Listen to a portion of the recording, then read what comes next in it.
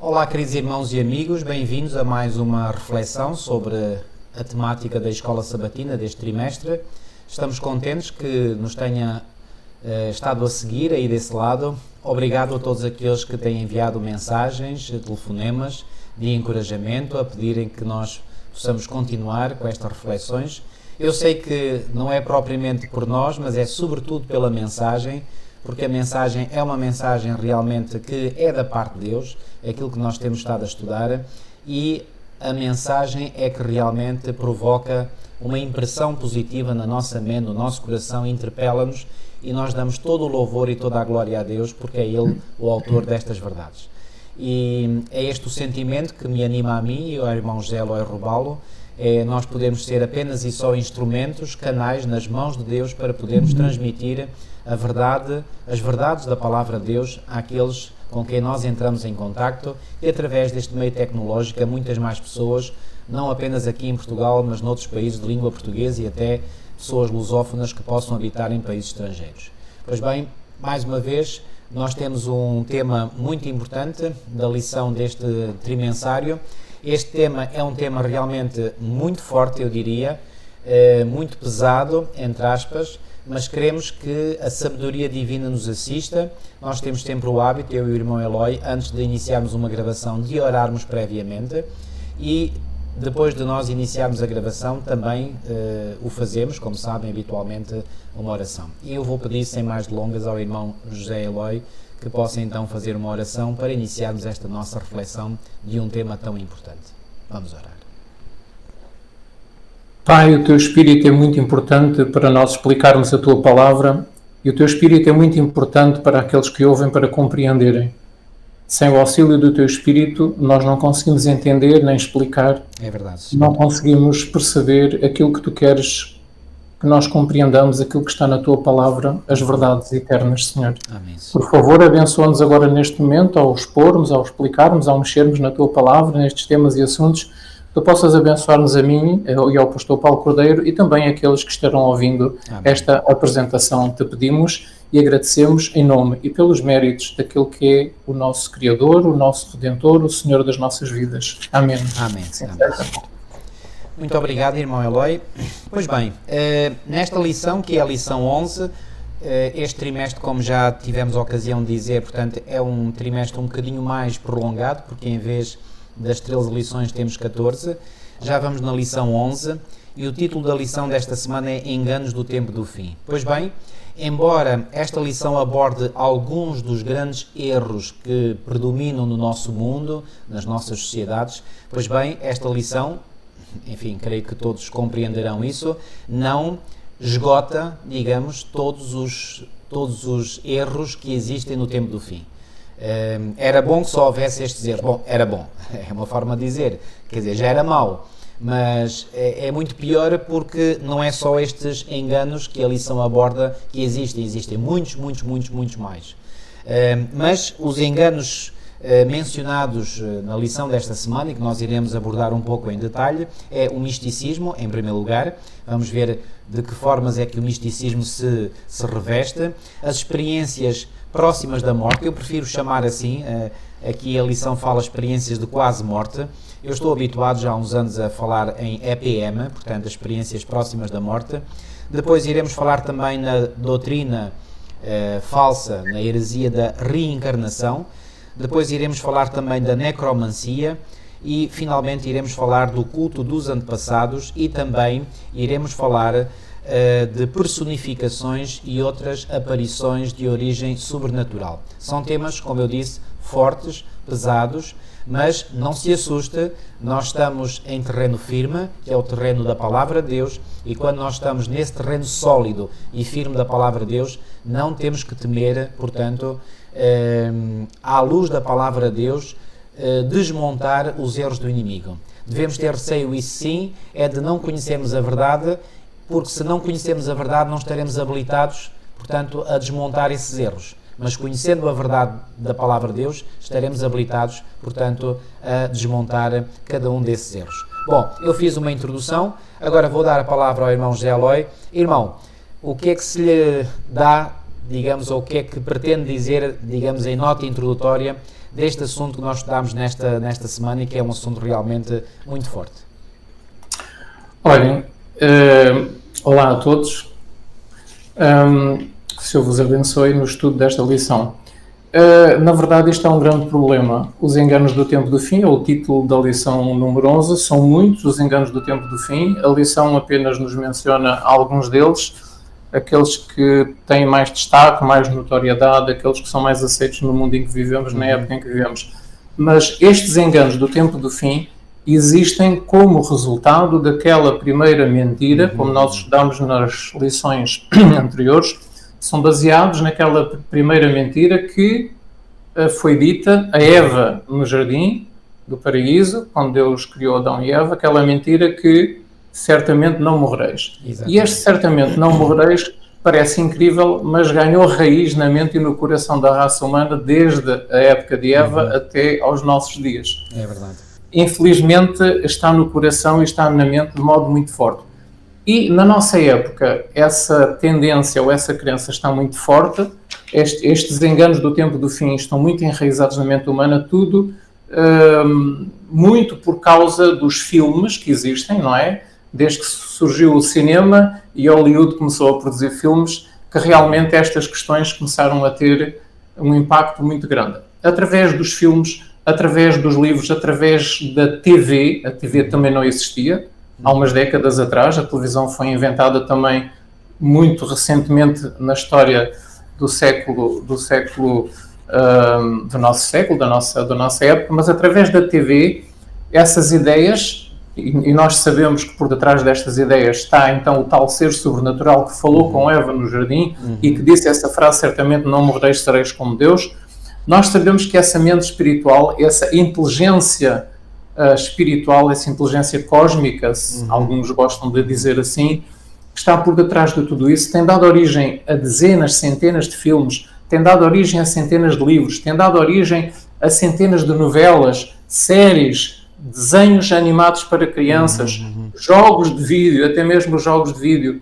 E agora a última novidade tem sido aquilo que o pastor agora falou, que é as experiências quase morte ou perto da morte, e tudo isto com a ajuda da falsa ciência, com a ajuda da ciência.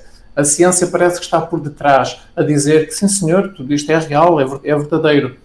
Então, esta semana nós vamos estudar estas 5 coisas, do misticismo, as experiências quase morte, a reencarnação, a necromancia e a personificações.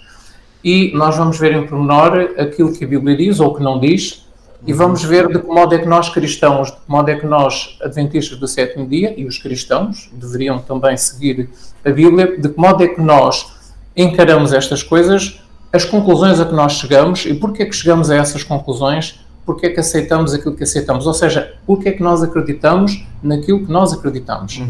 Como adventistas do sétimo dia e que todos os cristãos também deveriam aceitar, porque ao fim e ao cabo o nosso livro base de todos os cristãos deveria ser a Sagrada Escritura. Muito bem. Mas como a tradição tem tido mais força do que a Sagrada Escritura, então estes enganos têm muita força no mundo atual. A Bíblia vai sendo posta de parte e a tradição tem muita força, mas nós vamos ver em pormenor tudo isto. Mas não esqueçam, estamos numa época em que a TV, os filmes, os livros, os jogos têm, portanto, feito um grande trabalho para ampliar, para amplificar esta ideia, esta crença, e está enraizada em milhões e milhões de pessoas no mundo inteiro. É verdade, é verdade. Eu por acaso gostei de um termo que o autor usou aqui na lição de sábado à tarde, porque é um termo que eu já uso há muitos anos, que é o termo caldeirão. Quando ele diz que o nosso mundo contemporâneo tornou-se num caldeirão onde se misturam o sobrenatural e o místico. Realmente eu uso este termo há muito tempo, falando do caldeirão de Babilónia, portanto, que Babilónia faz uma grande caldeirada com muitas, ideias, com muitas teorias, com muitas filosofias, e realmente hoje em dia nós vivemos num mundo onde, digamos, as fronteiras entre os países dissiparam-se. Portanto, com a internacionalização das comunicações, portanto, é possível comunicar, como é possível através deste meio que estamos agora a usar neste momento, não é? E pessoas em toda a parte do mundo podem assistir àquilo que nós estamos aqui a gravar. Portanto, essas barreiras caíram e, portanto, ao caírem essas barreiras de comunicação, também tudo aquilo que... Porque antigamente, digamos assim, havia certos erros que estavam confinados a certas regiões. Por exemplo, a reencarnação era um erro das religiões, portanto, orientais, sobretudo do hinduísmo e do budismo. Pois bem, era lá nesses países, lá da Ásia, não é, que esse erro estava mais confinado. O que é que acontece? Quando as barreiras quebram, as fronteiras quebram, portanto, isto circula tudo livremente, não é? Mas, graças a Deus, e quero também deixar aqui uma nota positiva, e a nota positiva é esta, é que no tempo atual também o Evangelho, o puro Evangelho, também está a ser pregado para servir de testemunha a todas as nações. Isto também está a acontecer e não podemos também minorar esse aspecto. Agora, a par e passo, enquanto o Evangelho puro, a verdade presente, a verdade bíblica está sendo difundida em todo o mundo, pois bem, erros de toda a natureza que existiram ao longo de todos os séculos da história também estão a circular por todo o lado. E, portanto, nós vivemos hoje num mundo completamente globalizado. A aldeia global, como alguns chamam. E, portanto, nesta aldeia global, isto é um enorme caldeirão de crenças, de mentalidades, de filosofias, e a única coisa que nos permite testar, mas testar de forma segura, o que é certo e o que não é certo, é através da bitola, do referencial, e esse referencial é só é a Palavra de Deus, a Bíblia Sagrada. E, portanto, nós iremos então, à luz da Palavra de Deus, fazer essa análise, e vamos já entrar, portanto, no misticismo, que portanto, é referido aqui na lição de domingo. E eu vou aqui enfatizar aquilo que eu considero ser, digamos, as ideias principais. Este é um assunto que há uns 9 anos atrás eu estudei um pouco a fundo, sobretudo por ver ou por assistir à realidade de que este misticismo entrou nas igrejas cristãs e também na igreja remanescente do Senhor, ok? E já irei falar um bocadinho mais em detalhe sobre isso. E este misticismo, basicamente, a ideia base, a ideia-chave, a ideia que, digamos, tenta, passar para a mente das pessoas é o seguinte: é possível eu viver uma grande experiência com Deus e essa experiência ultrapassa o valor da Sagrada Escritura. E este é um perigo enorme. Repito, é um perigo enorme. E aqui, por acaso, de forma muito incisiva, o autor da lição, que é o pastor Alberto Time, é um irmão brasileiro, mas creio que é de origem alemã, creio eu. Portanto, ele de forma muito incisiva fez aqui notar, portanto, que o nosso mundo tem sido inundado pelas fortes ondas do misticismo. A palavra misticismo é um termo complexo que encapsula uma enorme variedade de ideias. De uma perspectiva religiosa, a palavra implica a união do indivíduo com o divino ou o absoluto em algum tipo de experiência ou transe espiritual. Isto caracteriza a experiência de adoração até de certas igrejas. O fenómeno pode variar em forma e em intensidade, mas a tendência é sempre substituir a autoridade da palavra escrita de Deus pelas experiências subjetivas da própria pessoa. Ou seja, aquilo que eu vivo, aquilo que eu experimento é mais importante do que aquilo que está escrito. Ou seja, se a Bíblia me diz uma coisa, mas eu pela minha experiência com Deus, entre aspas, chego a outra conclusão, a conclusão a que eu chego pela minha experiência tem mais valor ou mais peso do que aquilo que a Palavra de Deus diz. E para um cristão sincero e genuíno tem que ser exatamente o contrário. Portanto, a nossa experiência muitas vezes ludibria os nossos sentidos, ludibria a nossa percepção. E, portanto, para nós termos a certeza de que não somos ludibriados por nós mesmos, tanto mais que nós até temos um coração que é enganoso e desesperadamente corrupto, é o que nos diz a Bíblia em Jeremias 17:9, então nós precisamos de um referencial seguro e firme. E esse referencial seguro e firme é a Palavra de Deus.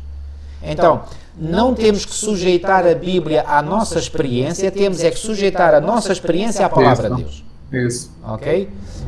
Creio que já dei aqui em lições anteriores um exemplo, que é o exemplo, por exemplo, dos mergulhadores. Vou dá-lo novamente, já o dei, vou dá-lo novamente, que é, quando eles atingem uma determinada profundidade, eles ficam, portanto, perdem a noção, portanto, do espaço onde estão, perdem o seu referencial, ficam perdidos e pensam que a superfície é mais para baixo. Mas há algo em que eles são treinados a acreditar e a acreditar implicitamente. É as bolhas do ar que expiram, que sai da sua máscara, elas dirigem-se para a superfície, não para baixo. Então eles só têm que seguir a direção das bolhas de ar, não é? E ao seguirem isso, eles estão a seguir algo que é firme, que é seguro, ok? E alguns já contaram que, ao viverem essa experiência de estarem lá no mar, que até lhes apetecia não seguir as bolhas. Mas eles disseram, não, mas eu tenho que seguir as bolhas porque as bolhas vão na direção certa. Então, é uma lei. É uma lei da natureza. É uma lei da natureza, que nunca falha. Quando nós seguimos a Bíblia como lei, isso é uma lei da natureza. Exatamente. A bolha é levezinha, portanto tem tendência a subir e ficar à superfície da água. Portanto, é uma lei. É baseado nessa lei que eles têm que acreditar. Tem que acreditar. Não é nos sentidos, porque os sentidos dizem, não, o cimo é lá embaixo. Exatamente. O cimo é que é o baixo.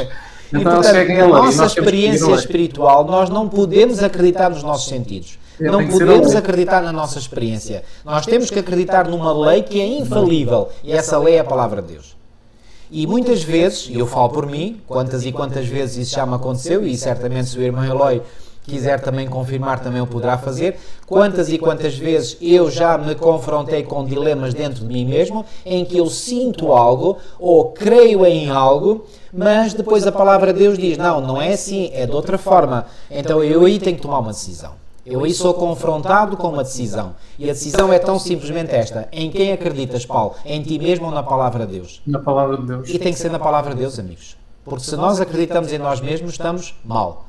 E, portanto, o que se passa com o misticismo é que o misticismo leva as pessoas a acreditar falsamente que a sua experiência está acima de tudo. E que a sua experiência é, digamos, a norma da verdade. Pois bem, não é. E este misticismo, e eu agora vou aqui introduzir um dado, e já agora, não sei se conhecem, os nossos irmãos das igrejas cá em Portugal, conhecem seguramente este livro. É o livro de Meditações Matinais, publicado pela nossa publicadora oficial da igreja cá em Portugal, a publicadora Servir. É o livro de Meditações Matinais deste ano de 2022. Foi escrito pelo pastor Ezequiel Quintino, por quem eu tenho uma grande admiração e respeito. E no final, mesmo na última página, na página 371 destas meditações, tem aqui um título que é Bibliografia e Livros Recomendados. Está aqui. Bibliografia e Livros Recomendados. E há aqui um que eu sublinhei a amarelo, e este livro é Rick Howard, The Omega Rebellion. Portanto, a Rebelião Ômega, é um título em inglês. Pois bem, esse livro eu tenho aqui. É este livro aqui. The Omega Rebellion, Rick Howard. Está aqui o nome do autor. Quem foi este autor? Digo quem foi porque já faleceu. Este autor era um pastor da Igreja Adventista do Sétimo Dia nos Estados Unidos, que durante a sua juventude frequentou o hinduísmo. Ok? E depois de ter frequentado o hinduísmo, ele converteu-se à verdade através de um vizinho que era pastor adventista. Ele foi morar para um certo sítio e conheceu esse vizinho. Esse vizinho, ele conta a experiência aqui neste livro. Eu li este livro na íntegra no ano 2013. Vou-vos dizer, foi uma grande luta espiritual enquanto eu li este livro, porque eram aqui, são aqui desvendadas coisas do misticismo que são muito fortes. Então ele conta a sua experiência que ele foi viver para um determinado sítio onde o vizinho mais perto era um pastor. Esse pastor ofereceu-lhe um grande conflito, o livro de Ellen White, e mais tarde ele sentiu o desejo de estudar esse livro e leu e converteu-se à verdade, tornou-se membro de igreja e mais tarde foi estudar teologia e tornou-se pastor. Já quase no final da sua vida e do seu ministério, ele começou a perceber-se que havia dentro da igreja, começou a haver uma tendência dentro da igreja, portanto, que era semelhante àquilo que ele tinha vivido no próprio hinduísmo. Ele começou a achar que alguma coisa não está bem. E esse movimento chama-se o movimento da igreja emergente. Ok? E esse movimento da igreja emergente, pois bem, estudando a sua origem, vemos que ele foi, digamos, nasceu no hinduísmo, mas foi trazido para o Ocidente através da chamada Sociedade de Jesus. Porque o fundador da Ordem dos Jesuítas, o Inácio de Loyola, ele baseou-se nessas ideias hinduístas e formou os chamados exercícios espirituais de Loyola. E são esses exercícios espirituais de Loyola que são praticados pelos jesuítas, não é? Na sua ordem, E há pouco tempo, ou seja, há umas décadas a esta parte, estou a fazer um resumo histórico desta influência. Estes ensinos começaram a ser exportados, entre aspas, para as igrejas protestantes. E igrejas protestantes começaram a fazer grandes seminários, portanto, para difundir estas ideias, destes exercícios espirituais, como a Lectio Divina, por exemplo, não sei se já ouviram falar, é uma expressão latina, Lectio Divina, portanto, é um exercício espiritual. E basicamente há dois grandes exercícios espirituais que são praticados pelos jesuítas e que eles exportaram como sendo algo muito importante para nós entrarmos em contacto com Deus, vivermos uma experiência real com Deus. Uma é chamada oração centrada e outra é a oração contemplativa. A oração centrada é basicamente o seguinte: eu concentro-me numa palavra, ou numa expressão, ou numa ideia e repito aquilo até à exaustão, até a minha mente supostamente, dizem eles, supostamente ficar, digamos, vazia de todas as preocupações, de todo o lixo, e quando a minha mente fica vazia, então aí há espaço para Deus vir e atuar na minha mente. Só que esse esvaziamento da mente é nada mais, nada menos do que um exercício de auto-hipnose. E quando a pessoa fica sob esse estado de hipnose, pois bem, a mente está completamente aberta para receber a influência de forças sobrenaturais, e não vão ser as forças sobrenaturais do bem que vêm atuar na mente dessa pessoa, porque as forças sobrenaturais do bem atuam na mente racional das pessoas. Mas as forças sobrenaturais do mal, elas querem atuar numa mente cuja racionalidade foi desligada, por assim dizer. O interruptor da racionalidade foi desligado. E quando essa pessoa entra nesse estado de transe, então aí facilmente as forças sobrenaturais do mal podem falar à pessoa. E como é que se atinge esse estado de transe? Como eu disse, através da repetição de uma palavra. E agora vocês vão compreender, por exemplo, porque é que na tradição católica romana as pessoas são encorajadas a fazerem repetidas orações. E já havia na tradição judaica, não é? Por isso é que Jesus disse, por exemplo, em Mateus 6, que nada valia, portanto, andar a repetir orações. Por exemplo, quando se repete uma mesma oração vezes e vezes e vezes sem conta, isso tem como objetivo, e há estudos hoje da neuropsicologia que provam isso, que isso tem um efeito auto-hipnótico na mente. Porque a pessoa deixa de pensar, deixa de raciocinar e fica aberta a qualquer influência sensorial. E as influências dos sentidos podem ser, e na maior parte das vezes, são enganosas. Então, por exemplo, se eu passar o tempo a dizer Cristo, Cristo, Cristo, Cristo, e tiver, como é aconselhado nesses exercícios, 15, 20 minutos a dizer sempre a mesma palavra ou a mesma expressão. É um mantra, chamam-lhe um mantra. Os orientais chamam-lhe mantra. É mantra, exatamente. Deus é bom, Deus é bom, Deus é bom. Ou, por exemplo, Pai Nosso estás nos céus, e repetir isto sem pensar o que está a dizer, só repetir por repetir.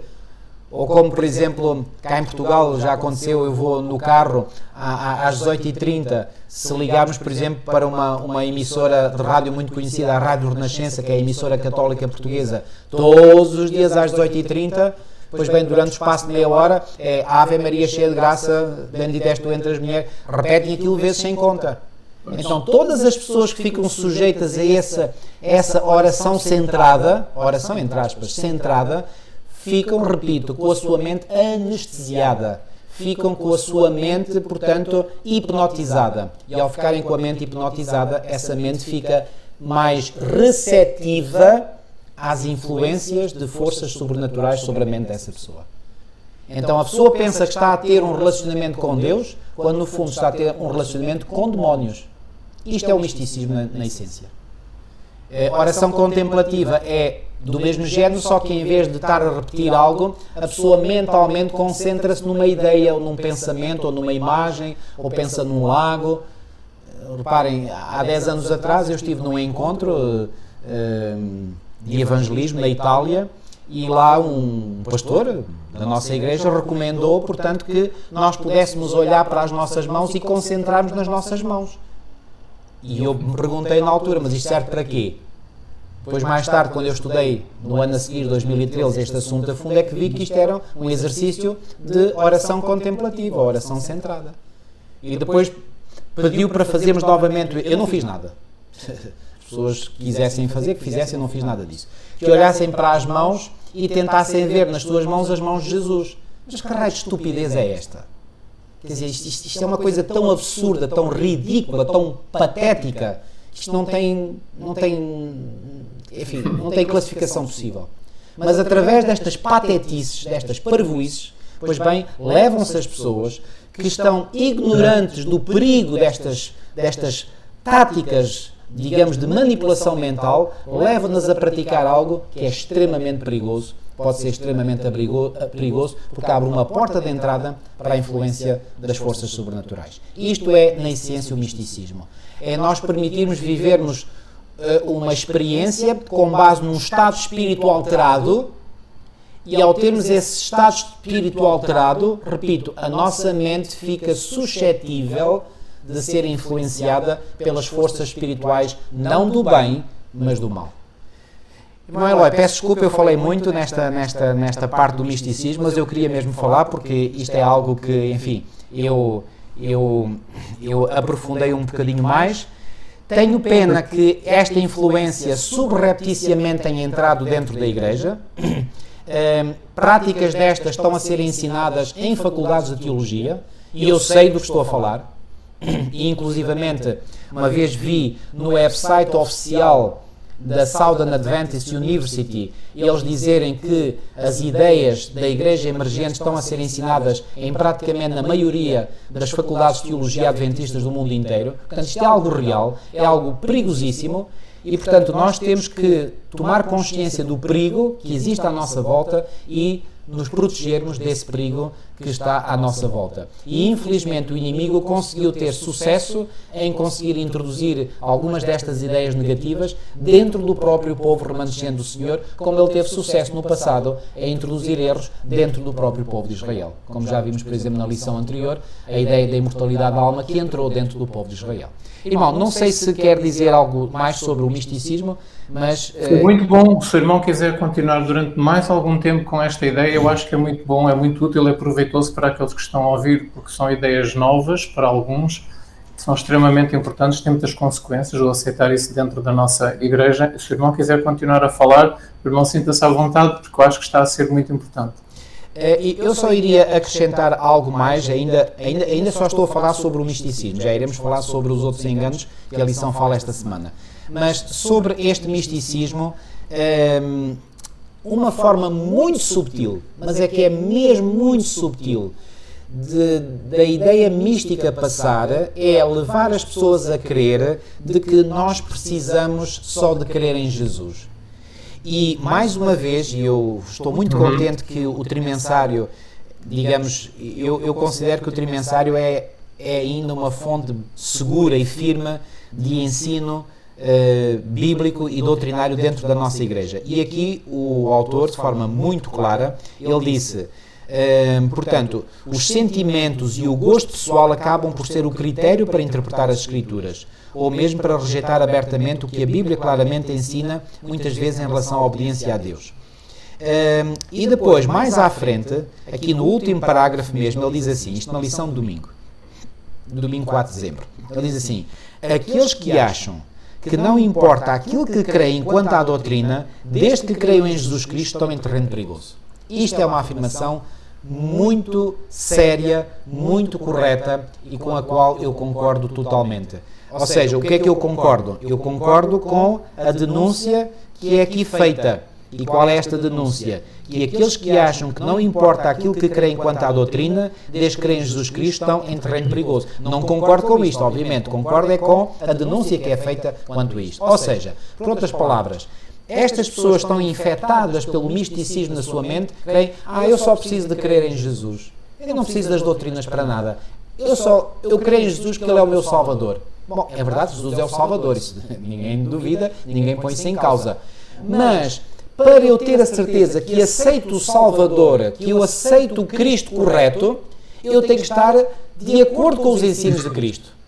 Porque se em algum ensino eu me desvio do ensino que Cristo deu, então eu desvio-me do verdadeiro Cristo e posso estar a aceitar um falso Cristo.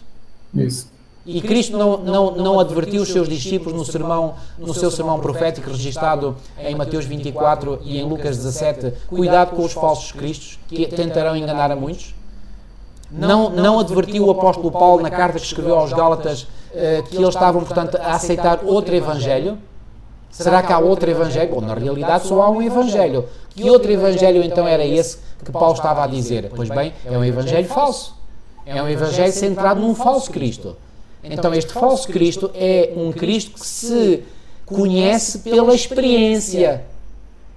E isso não é verdade. E, por exemplo, mais uma vez eu vou fazer aqui uma denúncia de algo que se passa na nossa igreja. Há um movimento, há um ministério, foi formado, chamado The One Project, que é Christ All, Jesus All. Jesus é tudo, Jesus é tudo. E depois, os erros doutrinários que eles ensinam e que subscrevem. São terríveis. São terríveis. E, no entanto, estes ensinos estão a passar. Há formações oficiais que estão a ser feitas dentro da nossa igreja com base nas ideias do misticismo da igreja emergente. Isto é algo sério. Muito perigoso. E alguns, se alguém reagir àquilo que eu estou a dizer nesta meditação, não me vou admirar, porque eu já estou habituado, mas eu gostaria de ler aqui, portanto, algo que está aqui neste livro, Testemunhos Seletos, de Ellen White, Testemunhos Seletos, volume 2, e neste livro aqui, Testemunhos Seletos, no título, ou no capítulo intitulado O Selo de Deus, isto é na página 62, Ellen White faz aqui referência àquela experiência que vem relatada em Ezequiel 9, sobre aqueles que gemiam e choravam sobre as abominações que se cometiam no meio da cidade. E o que é que estava no meio da cidade? Era nada mais, nada menos do que o próprio santuário de Deus. E, portanto, foi dado em visão ao profeta Ezequiel, no capítulo 8 de Ezequiel vem descrito a visão que Deus lhe deu sobre as abominações que se cometiam no santuário. E atenção, porque há muitos que creem, quando leem Ezequiel 9, que isso era só algo que se passou no passado. É verdade que aconteceu no passado. Ezequiel 9 é histórico, mas para além de ser histórico é profético também. E essas abominações que lá fala, elas iriam ocorrer dentro do Israel espiritual no tempo do fim. Não sou eu que o digo, não é invenção minha, não é interpretação minha, é o que diz o Espírito de Profecia, inspirado por Deus. Eu vou ler. Diz aqui: mas o que me faz tremer, estou a ler na página 63 deste capítulo, O Selo de Deus, mas o que me faz tremer, é Ellen White a falar, é o facto de que aqueles que têm tido a maior luz e privilégios tornaram-se contaminados pela iniquidade que prevalece.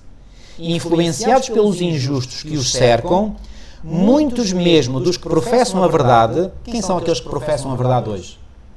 Não é a igreja remanescente de Deus que tem a verdade? Pelo menos é a depositária da verdade, quero eu dizer.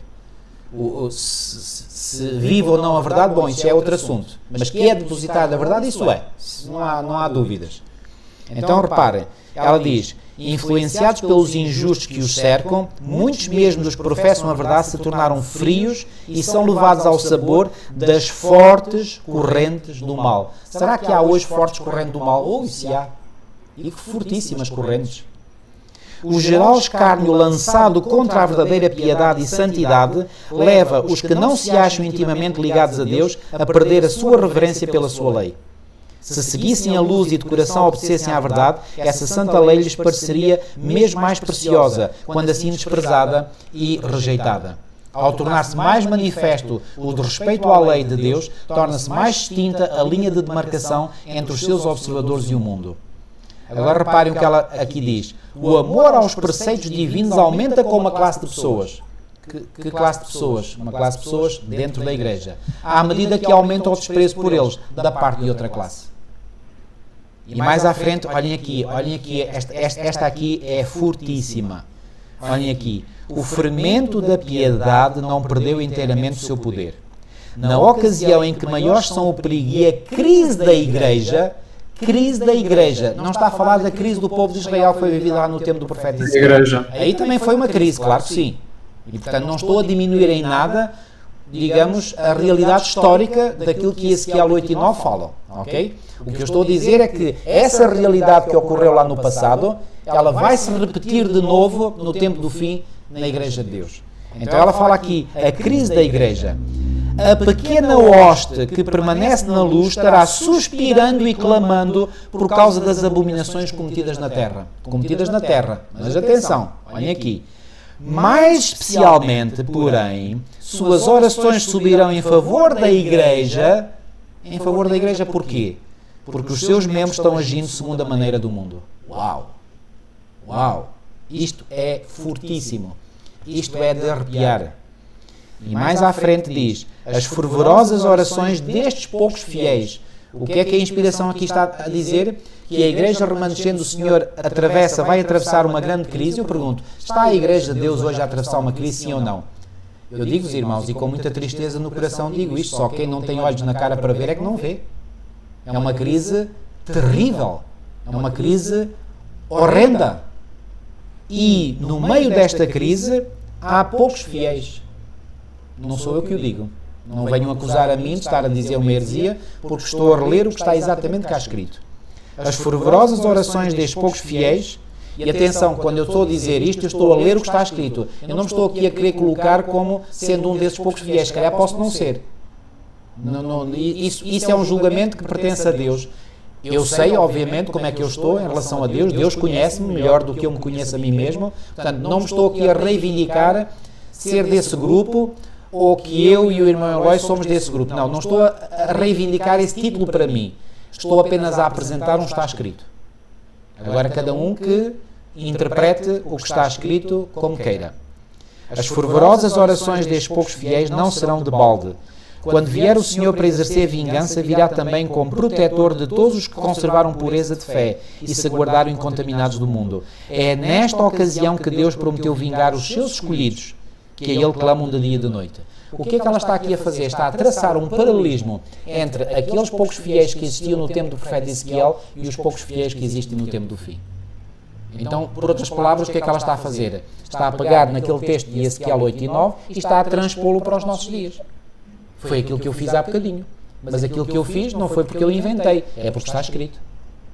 Ok? Mas, e vou só ler mais esta citação, irmão, e já lhe dou a palavra. Isso é bom, irmão, pode continuar, está muito bom. E agora diz aqui assim, ao tempo em que a sua ira se manifestar em juízos, esses humildes e devotados seguidores de Cristo se distinguirão do resto do mundo pela angústia da sua alma, a qual se exprime em lamentos e pranto, reprovações e advertências. Ao passo que outros procuram lançar uma capa sobre o mal existente e desculpam a grande impiedade reinante em toda a parte, os que têm zelo pela honra de Deus e amor pelas almas não se calarão a fim de granjear o favor de ninguém. A sua alma justa aflige-se dia a dia pelas obras e costumes profanos dos ímpios. São impotentes para deter a impetuosa torrente da iniquidade e assim se enchem de dor e sobressalto. Lamentam diante de Deus o verem a religião desprezada nos próprios lares daqueles que receberam grande luz. Quem são estes lares daqueles que receberam grande luz? Não são lares de famílias da igreja? Lamentam-se e afligem a sua alma porque se encontram na igreja orgulho, avareza, egoísmo e engano quase de toda a espécie. Uau! Encontram-se na igreja engano de quase toda a espécie. Sabem, eu antes de ler esta passagem inspirada, eu já tinha chegado a essa conclusão. E muitas vezes até dizia, a igreja tornou-se quase que um jardim do zoológico onde existe toda a espécie, digamos, de feitio de heresia, de erro. Ou seja, a igreja, infelizmente, no mundo em que vivemos, porque não há as tais barreiras de comunicação, portanto, a igreja não está imune, infelizmente, aos erros que o mundo tem. E aqui diz, é uma citação inspirada, encontram-se na igreja orgulho, avareza, egoísmo e engano de quase toda a espécie. O Espírito de Deus que impulsiona a aceitar a reprovação é espezinhado, ao passo que os servos de Satanás triunfam. Deus é desonrado, a verdade tornada de nenhum efeito.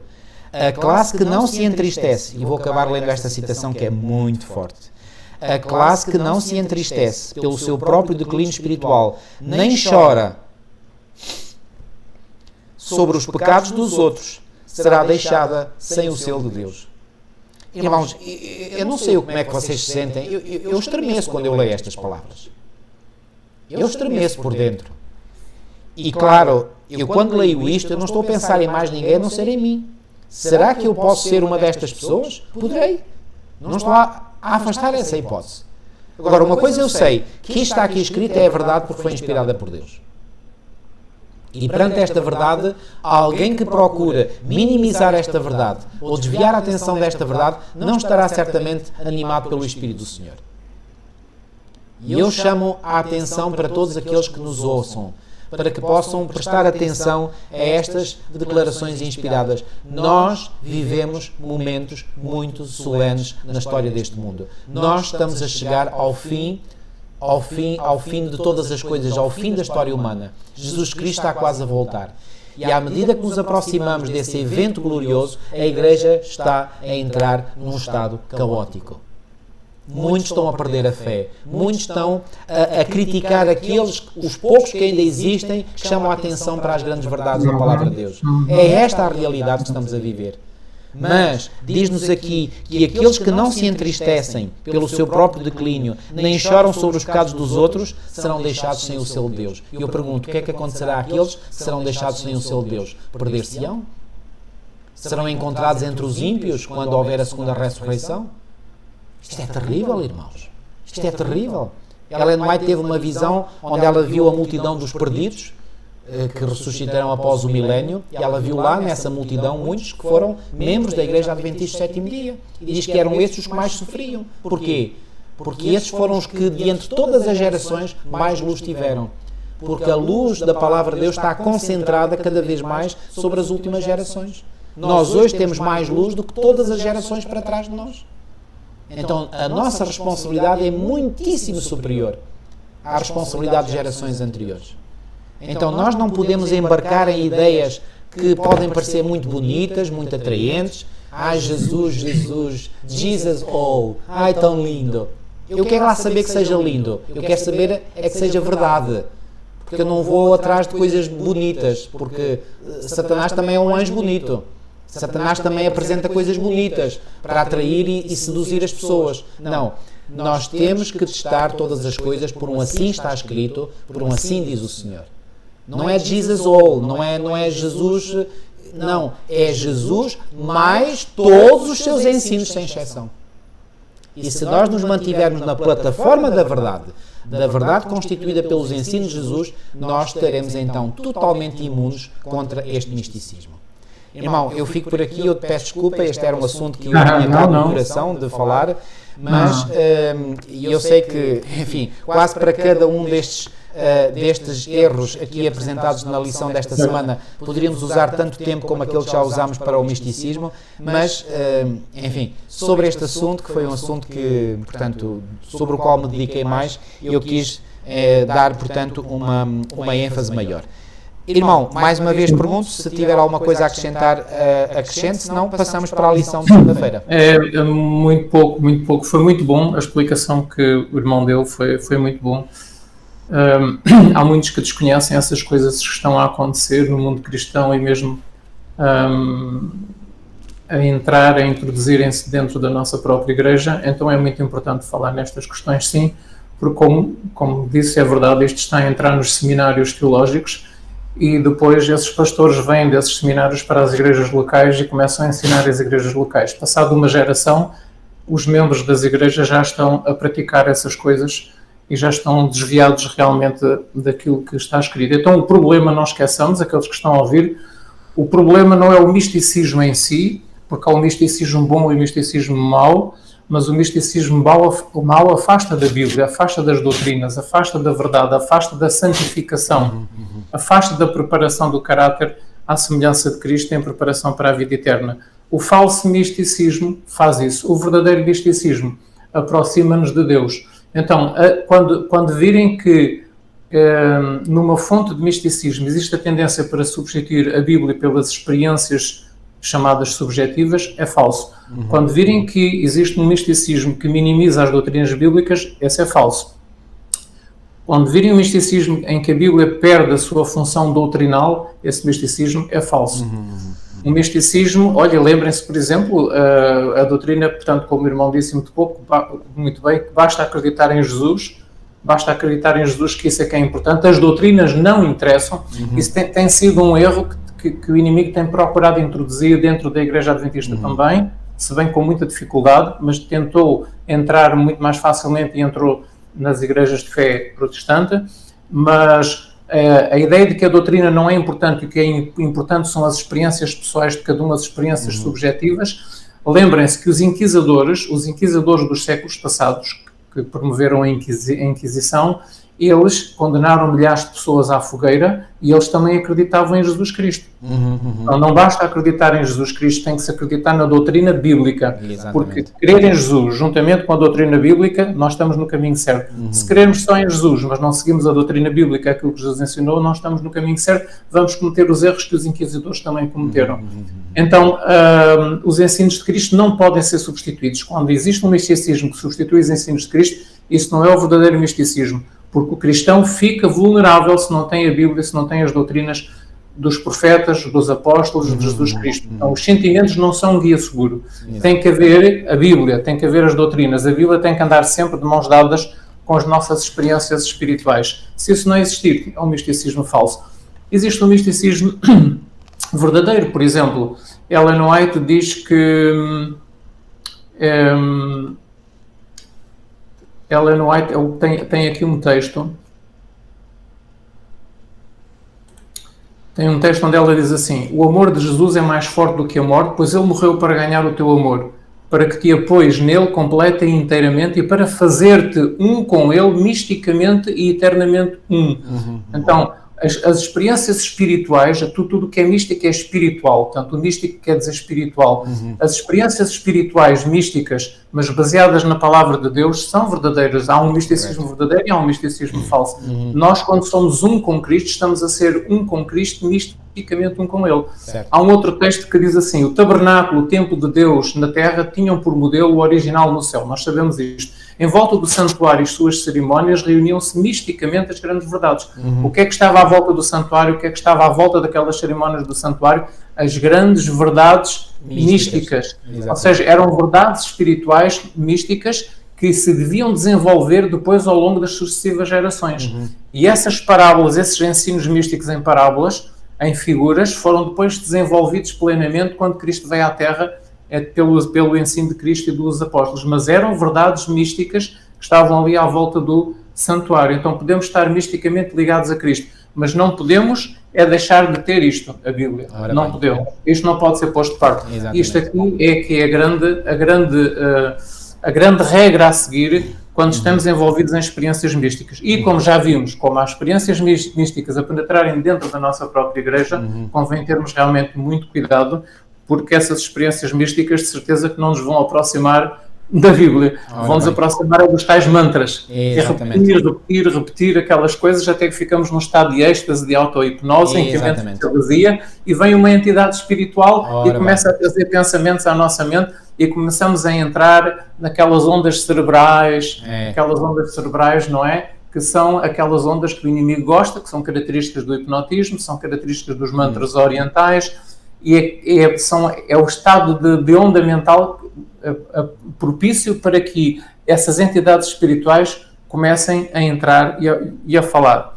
Mas como a tendência é pôr a Bíblia de parte, ou ler apenas um versículo ou dois, como se faz nas missas, lê-se um pouco do Evangelho e pronto, e aquilo é tudo um ritual, e não se lê, não se estuda mais nada, é só umas pequenas palavras que são muito bonitas, que soam bem ao ouvido, soam bem à nossa mente, são umas palavrinhas, umas frases, e pronto. E o resto é tudo posto de parte. Então as doutrinas têm que existir ligadas às experiências espirituais. É muito importante isto.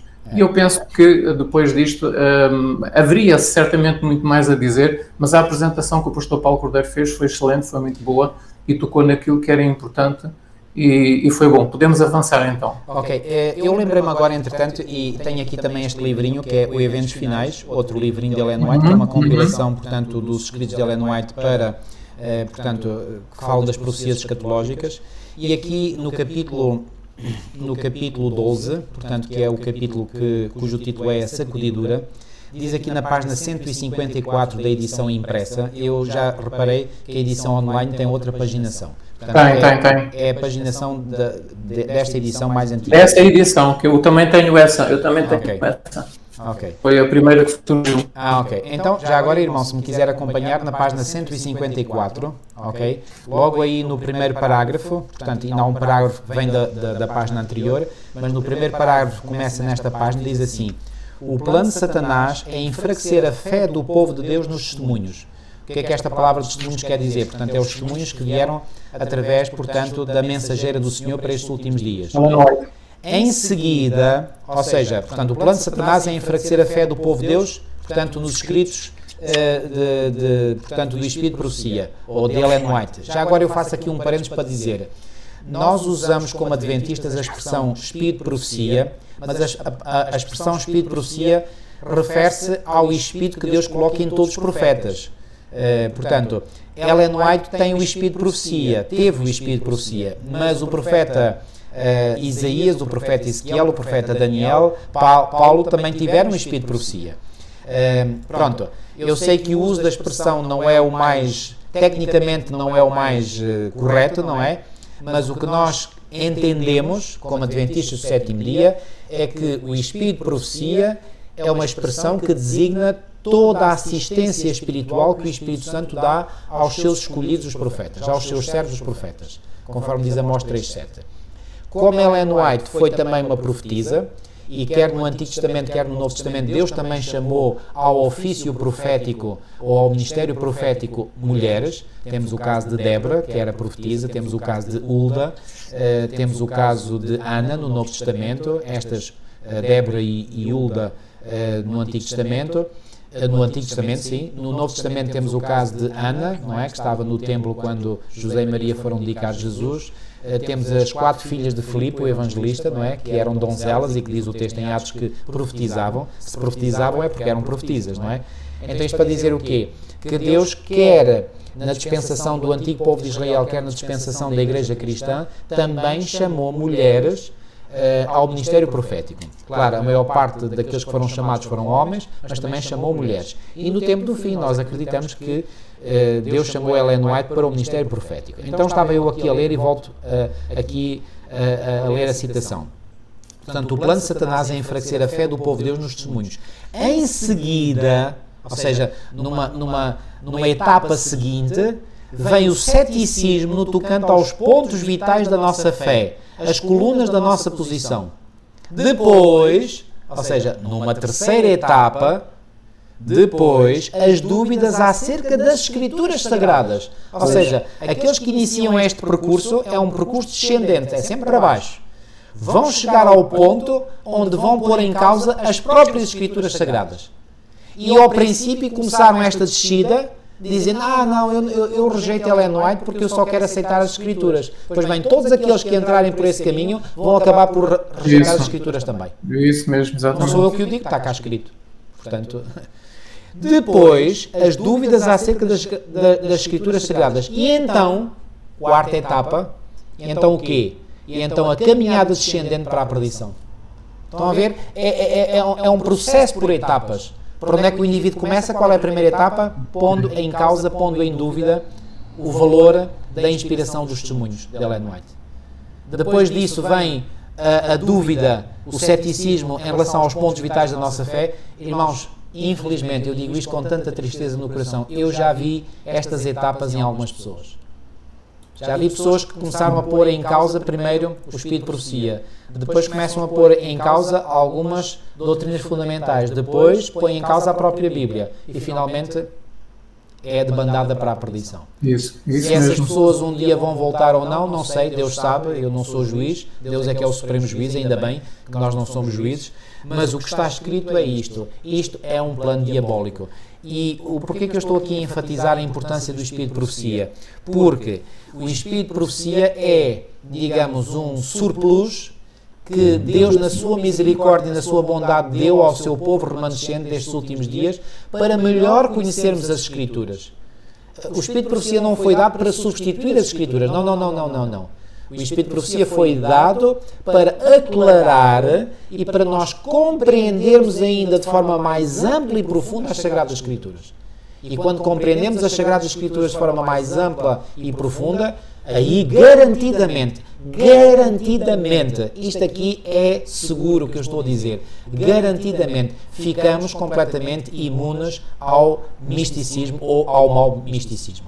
Okay? Isto e há um outro pormenor, é que ao passo que ao lermos outros livros nós não nos sentimos conduzidos para a Bíblia. Ao ler os escritos de Ellen White, nós sentimos um desejo muito grande de estudar mais profundamente a Bíblia. Somos atraídos para a Bíblia. E é por isso que está escrito que uma luz menor conduz à luz maior. Todos aqueles que lerem os livros de Ellen White não correm perigo nem risco nenhum, porque vão sentir um amor, um apego, uma atração muito grande para a Bíblia. E pela primeira vez vão começar a compreender e a entender e a sentir um gosto, um desejo muito grande pelo estudo aprofundado da Bíblia. E isso é uma evidência de que o Espírito Santo está naqueles escritos.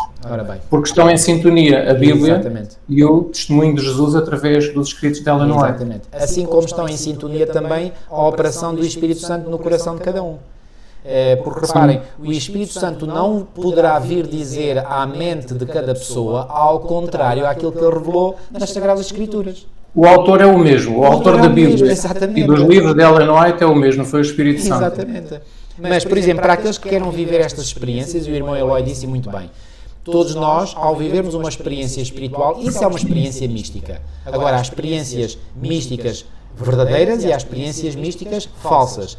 Aqueles que vivem uma experiência mística verdadeira com o Espírito Santo terão a plena consciência que, quando eles têm uma ideia, e às vezes estão na dúvida, será que esta ideia que eu tenho veio pelo Espírito Santo, o Espírito da verdade, ou será que veio do grande mentiroso e pai da mentira, que é Satanás? Então nós podemos duvidar. E como ter a certeza se eu fui inspirado pelo Espírito Santo ou pelo Espírito de Satanás? Cá está. A Bíblia testa.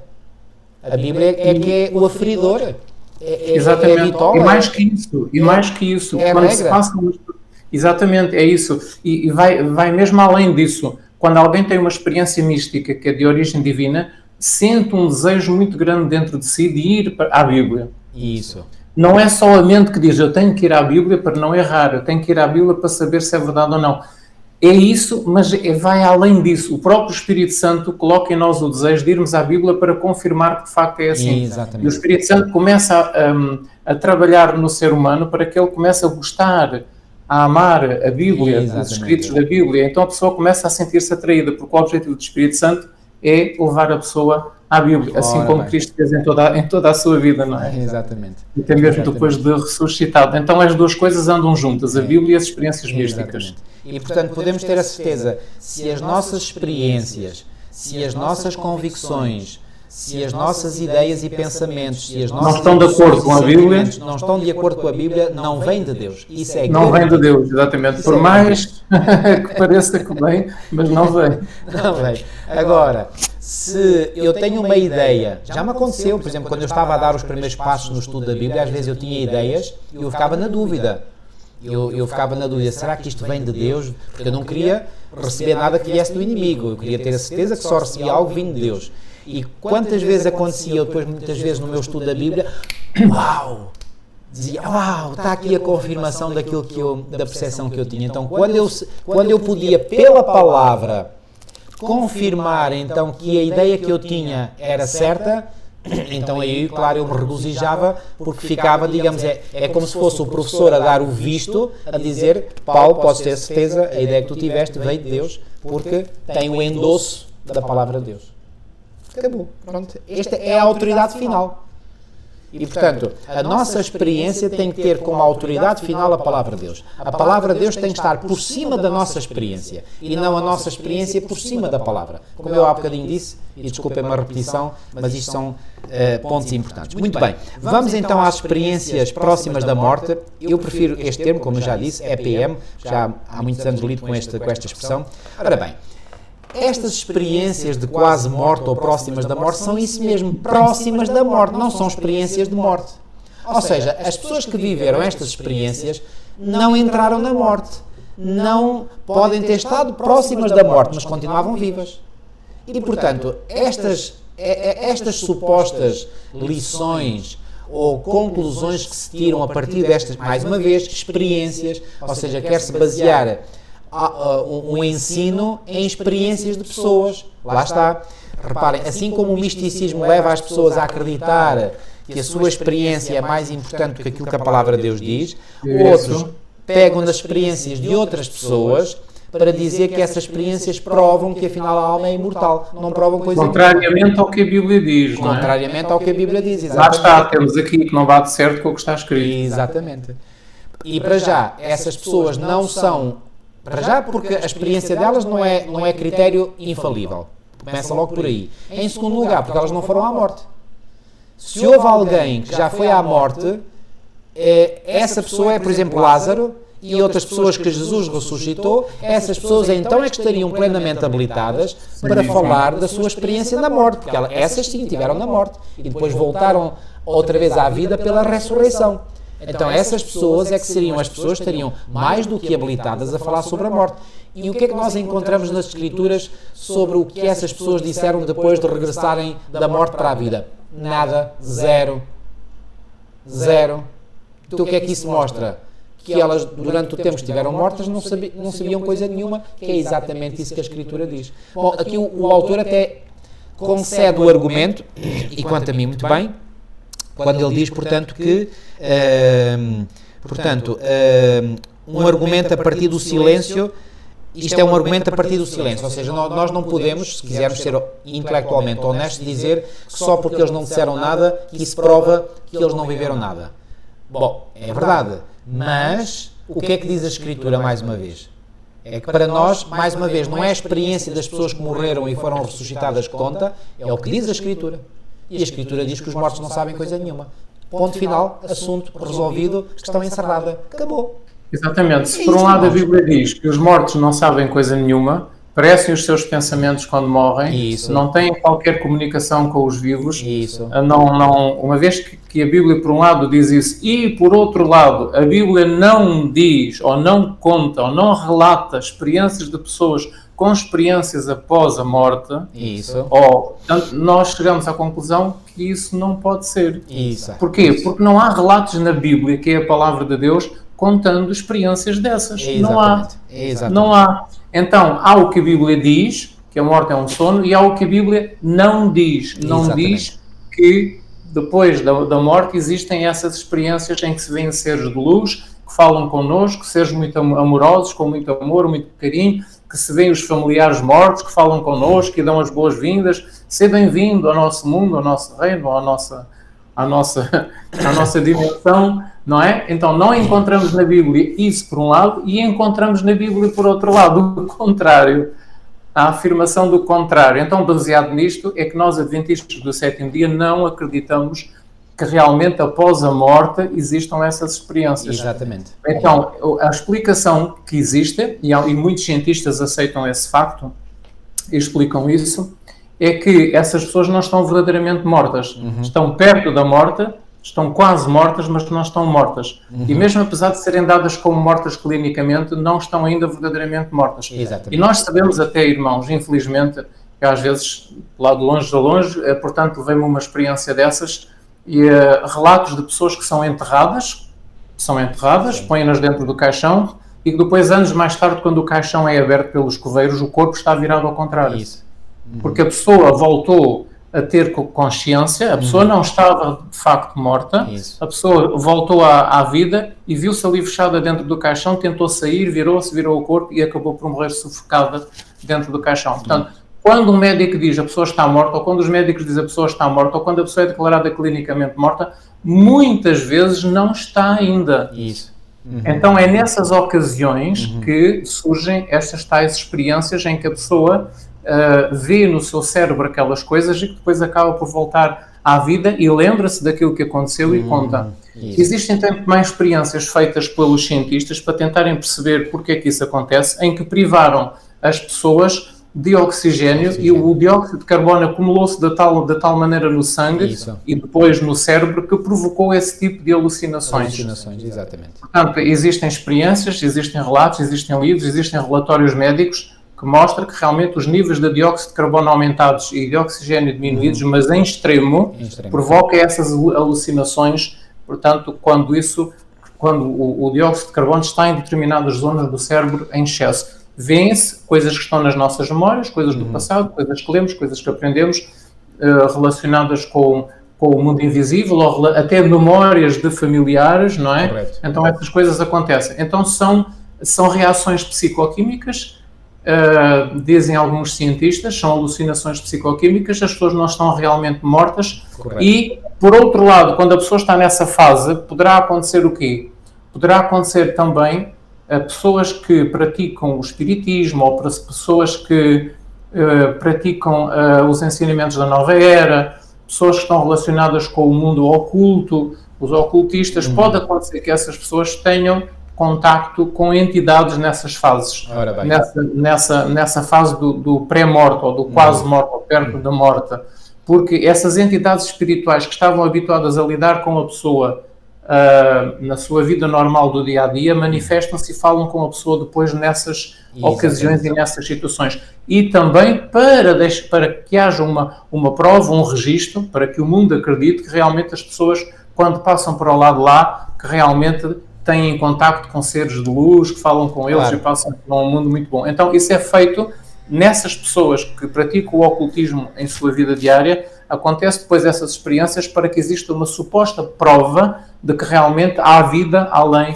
da morte. E estas são as explicações que existem. Claro que interessa às entidades demoníacas perpetuar, digamos, esse erro. Exatamente, nas novas gerações. Portanto, não esqueçam que nem Lázaro mencionou, nem o filho da viúva de Sarepta, nem o filho daquela mulher abastada que vivia em Suneme, nem a filha do chefe da sinagoga que Jesus ressuscitou, o filho da viúva de Naim que Jesus ressuscitou, nem Lázaro, nenhum deles contou experiências além da morte. E não ficou nada registado na Sagrada Escritura. E o silêncio, a ausência dessas informações, para nós é uma evidência, é uma prova de que realmente essas coisas não existem quando a pessoa está verdadeiramente morta. Exatamente. Aliás, se existisse algum relato de uma experiência na morte, não é, por alguma dessas pessoas que foi ressuscitada, então isso iria entrar em choque, digamos, com a doutrina bíblica de que a morte é um sono. Exatamente. E a Bíblia não se contradiz, não é? A Bíblia está de acordo consigo própria ao longo de milénios. Exatamente. A Bíblia foi escrita ao longo de milénios por vários autores, todos inspirados pelo Espírito Santo. E a doutrina ensinada pelo Espírito Santo à mente e ao coração dos autores bíblicos é sempre a mesma. É coerente, porque Deus não muda. A doutrina de Deus é aquela. A verdade é aquela. Então não muda. Tem que haver uma coerência desde os tempos do Antigo Testamento até aos do Novo Testamento. E não há nenhum ensino de vida após a morte, nem de podemos contactar com os mortos, nem que eles se comunicam connosco, e que não há esse ensino nem no Antigo Testamento, nem no Novo Testamento. Nem Cristo, nem os apóstolos, nem os profetas, os homens santos, nenhum deles falou nada sobre isso. Há um silêncio na Bíblia sobre isso. E esse silêncio é a evidência de que realmente não há nada absolutamente após a morte. Apenas sabemos que a alma, o espírito, no sentido da psique, a mente, o caráter, os pensamentos, as memórias da pessoa, é tudo preservado num sono, na morte, até ao dia da ressurreição, da segunda vinda de Jesus. É isso apenas que se passa, mas não há consciência absolutamente nada. Há uma preservação desse registro. Mais nada. Eu só gostaria aqui de enfatizar ainda na lição de segunda-feira que, portanto, há aqui duas possibilidades principais que o autor faz referência. A primeira é uma alucinação psicoquímica natural, que o irmão referiu, e a outra é a experiência de engano sobrenatural satânico, que também referimos, ou então as duas coisas. Podem estar as duas coisas. Exatamente. Olha, irmão, lembrei-me agora, e eu gostaria ainda de mencionar, sobre a oração centrante. Pode falar, irmão, à vontade. Um texto que contém palavras do próprio Senhor Jesus Cristo, que vem em Mateus 6, portanto isto vem no contexto do Sermão da Montanha, e em Mateus 6, no versículo 7 e 8, diz o seguinte: e orando, não useis de vãs repetições. Como é que o próprio Jesus classificou as repetições? Como sendo o quê? Vãs.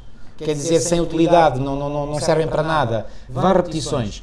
Como os gentios, ou seja, quem é o gentio? A palavra de Deus dá a definição de gentio, aquele que não conhece a Deus. Então, aqueles que não conhecem a Deus é que usam estas vãs repetições. E porquê que as usam? Jesus disse que pensam que por muito falarem serão ouvidos. Ou seja, os gentios é que pensam que por falarem muito serão ouvidos. E agora Jesus no versículo 8 diz assim para os seus discípulos e apóstolos: não vos assemelheis, pois, a eles quem? A eles aos gentios, porque o vosso Pai sabe o que vos é necessário antes de vós lhe o pedirdes.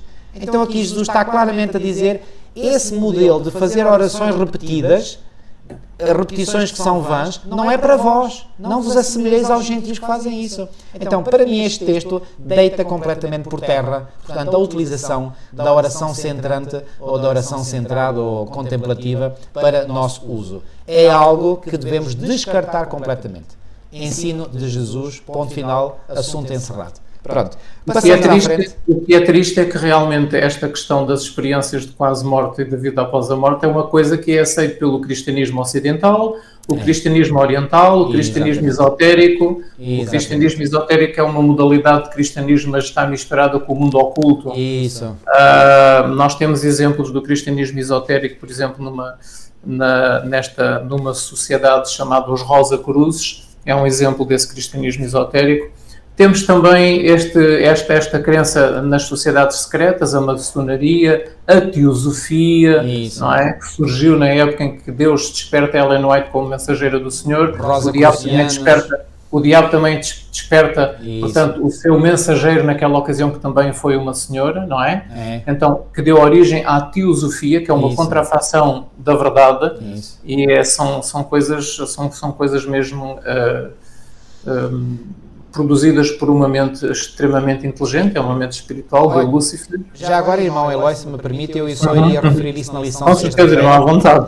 Mas vou referir, eu tive a oportunidade, quando eu fui pastor na igreja onde o irmão era membro, na altura, agora já está noutra igreja, eu aprendi muito com o irmão em relação, digamos, a esses grupos secretos, etc., porque o irmão chamou a minha atenção para algumas coisas. E ainda me lembro, no ano 2008, o irmão uma vez me disse uma coisa e disse, olha, de acordo com aquilo que foi decidido na reunião de uma tal sociedade secreta, e mencionou, vai acontecer isto assim, assim. Não é que uns meses depois aconteceu o mesmo, e isso para mim despertou-me. Eu agradeço porque o Senhor colocou-me no meu caminho para despertar para essas coisas, mas já agora eu aproveito, porque na lição de sexta-feira fala aqui, portanto, o autor chama aqui a atenção para um capítulo que vem no livro Evangelismo, o livro de Ellen White, e esse capítulo tem como título Lidar com a falsa ciência e com os falsos cultos, ismos e sociedades secretas. É interessante, muitos não sabem, mas Ellen White já se referiu às sociedades secretas e sempre se referiu em termos negativos, nunca em termos positivos. Isso mesmo.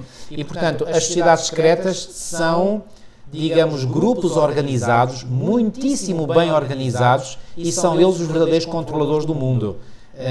E através dessas sociedades secretas, o inimigo que as controla, essas sociedades secretas, ele, digamos, controla, digamos, aqueles que são os líderes, os primeiros-ministros, os presidentes, os grandes deste mundo, entre aspas. Infelizmente isso está a acontecer, começou a acontecer no século XIX. Isso. E está a acontecer, e a infiltração é muito grande. Muito grande. Muitos governantes que dominam o nosso mundo, que governam nas nações do mundo, estão realmente empenhadas nessas sociedades secretas. Eu diria, por aquilo que eu conheço e por aquilo que eu já estudei, como eu digo, eu comecei a estudar este assunto mais a fundo em 2008, e o irmão foi um dos que contribuiu para despertar a minha mente. E desde 2008, portanto já lá vão 14 anos, pronto, não é sempre que eu estudo estes assuntos, mas eu já cheguei à conclusão que os grandes governantes do nosso mundo, por detrás deles, digamos, têm as costas quentes por alguma sociedade secreta que os apoia. Muitos deles, sim. E eu lembro-me, já em 2005, ou seja, ainda antes de eu me dedicar, digamos, ao estudo das sociedades secretas, para ver até que ponto, portanto, os conteúdos dessas sociedades secretas são de origem satânica. Eu lembro uma vez ter ouvido um comentador muito conhecido cá em Portugal, o Miguel Sousa Tavares, que depois de ter havido umas eleições legislativas, ele disse, bom, e temos mais uma vez o Parlamento dividido em dois partidos, a maçonaria e o Opus Dei. Ele disse isto num canal público de televisão, para todo o país ouvir, e aquilo ficou-me gravado na minha mente. Dois partidos, a maçonaria e a Opus Dei. O que é que são a maçonaria e a Opus Dei? São duas sociedades secretas que controlam. Uma delas, a maçonaria controla os grandes partidos da esquerda e a Opus Dei os grandes partidos da direita. Bom, mas não vamos entrar por aí, só estou a fazer referência a isso porque as sociedades secretas são referidas na lição desta semana, na lição de sexta-feira desta semana, ok? Agora, em relação ainda à falsa ciência que fala aqui na lição de sexta-feira e também na lição de segunda-feira, porque aqui na lição de segunda-feira, no final da lição tem aqui uma pergunta. O que nos ensina isto sobre quão cuidadosos necessitamos ser mesmo com as coisas que a ciência supostamente prova. Ora bem, exatamente. E atrás vem uma frase que diz: como é fascinante o facto de que as experiências próximas da morte recebam frequentemente o imprimatur da ciência. Ciência entre aspas. Está a acontecer isso, sim. Está a acontecer, exatamente. Ora, graças a este imprimatur da ciência, há muitas pessoas que se deixam enganar pensando que tudo o que é científico é fidedigno. Pois bem, não é. Porque há muita falsa ciência. E sobre falsa ciência, eu gostaria de aproveitar, não venho aqui referido no trimensal, porque como eu disse, não há espaço na lição de uma semana para falar de todos os enganos do tempo do fim, mas neste livro de Ellen White, Mente, Caráter e Personalidade, portanto, este é o volume 1, ok? Pode-se ver aqui, volume 1. Okay? Muito importante esses dois livros. Na página 19, vem aqui um título que é o seguinte: Falso uso de ciências relativas à mente. Pois. E ela diz assim, só vou ler 2 parágrafos. Nestes dias em que tantas vezes o ceticismo e a descrença se apresentam com roupagens científicas. Então o ateísmo não é hoje apresentado como sendo algo que é científico. O evolucionismo não aparece como uma roupagem científica, como sendo ciência.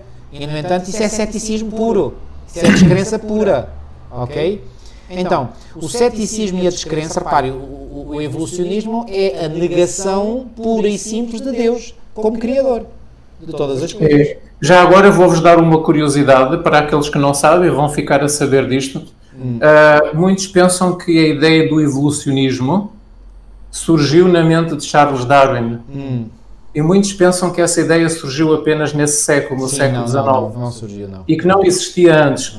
Eu posso vos dizer, e não esqueçam isto que eu vos vou dizer, o evolucionismo está explicado de uma maneira tão diabólica, tão luciferiana, digamos assim, no ocultismo. As sociedades secretas, o ocultismo e a teosofia ensinam o evolucionismo de uma maneira altamente intelectual e altamente profunda, que encanta qualquer mente educada, qualquer mente culta, qualquer mente que tem cursos superiores, qualquer mente encanta, é hipnotizante, é fascinante, mas é um labirinto tão grande, que qualquer pessoa que entre por ali acaba por se perder. Exatamente. Porque aquelas ideias fascinantes vêm de uma mente que não é humana. Ora bem.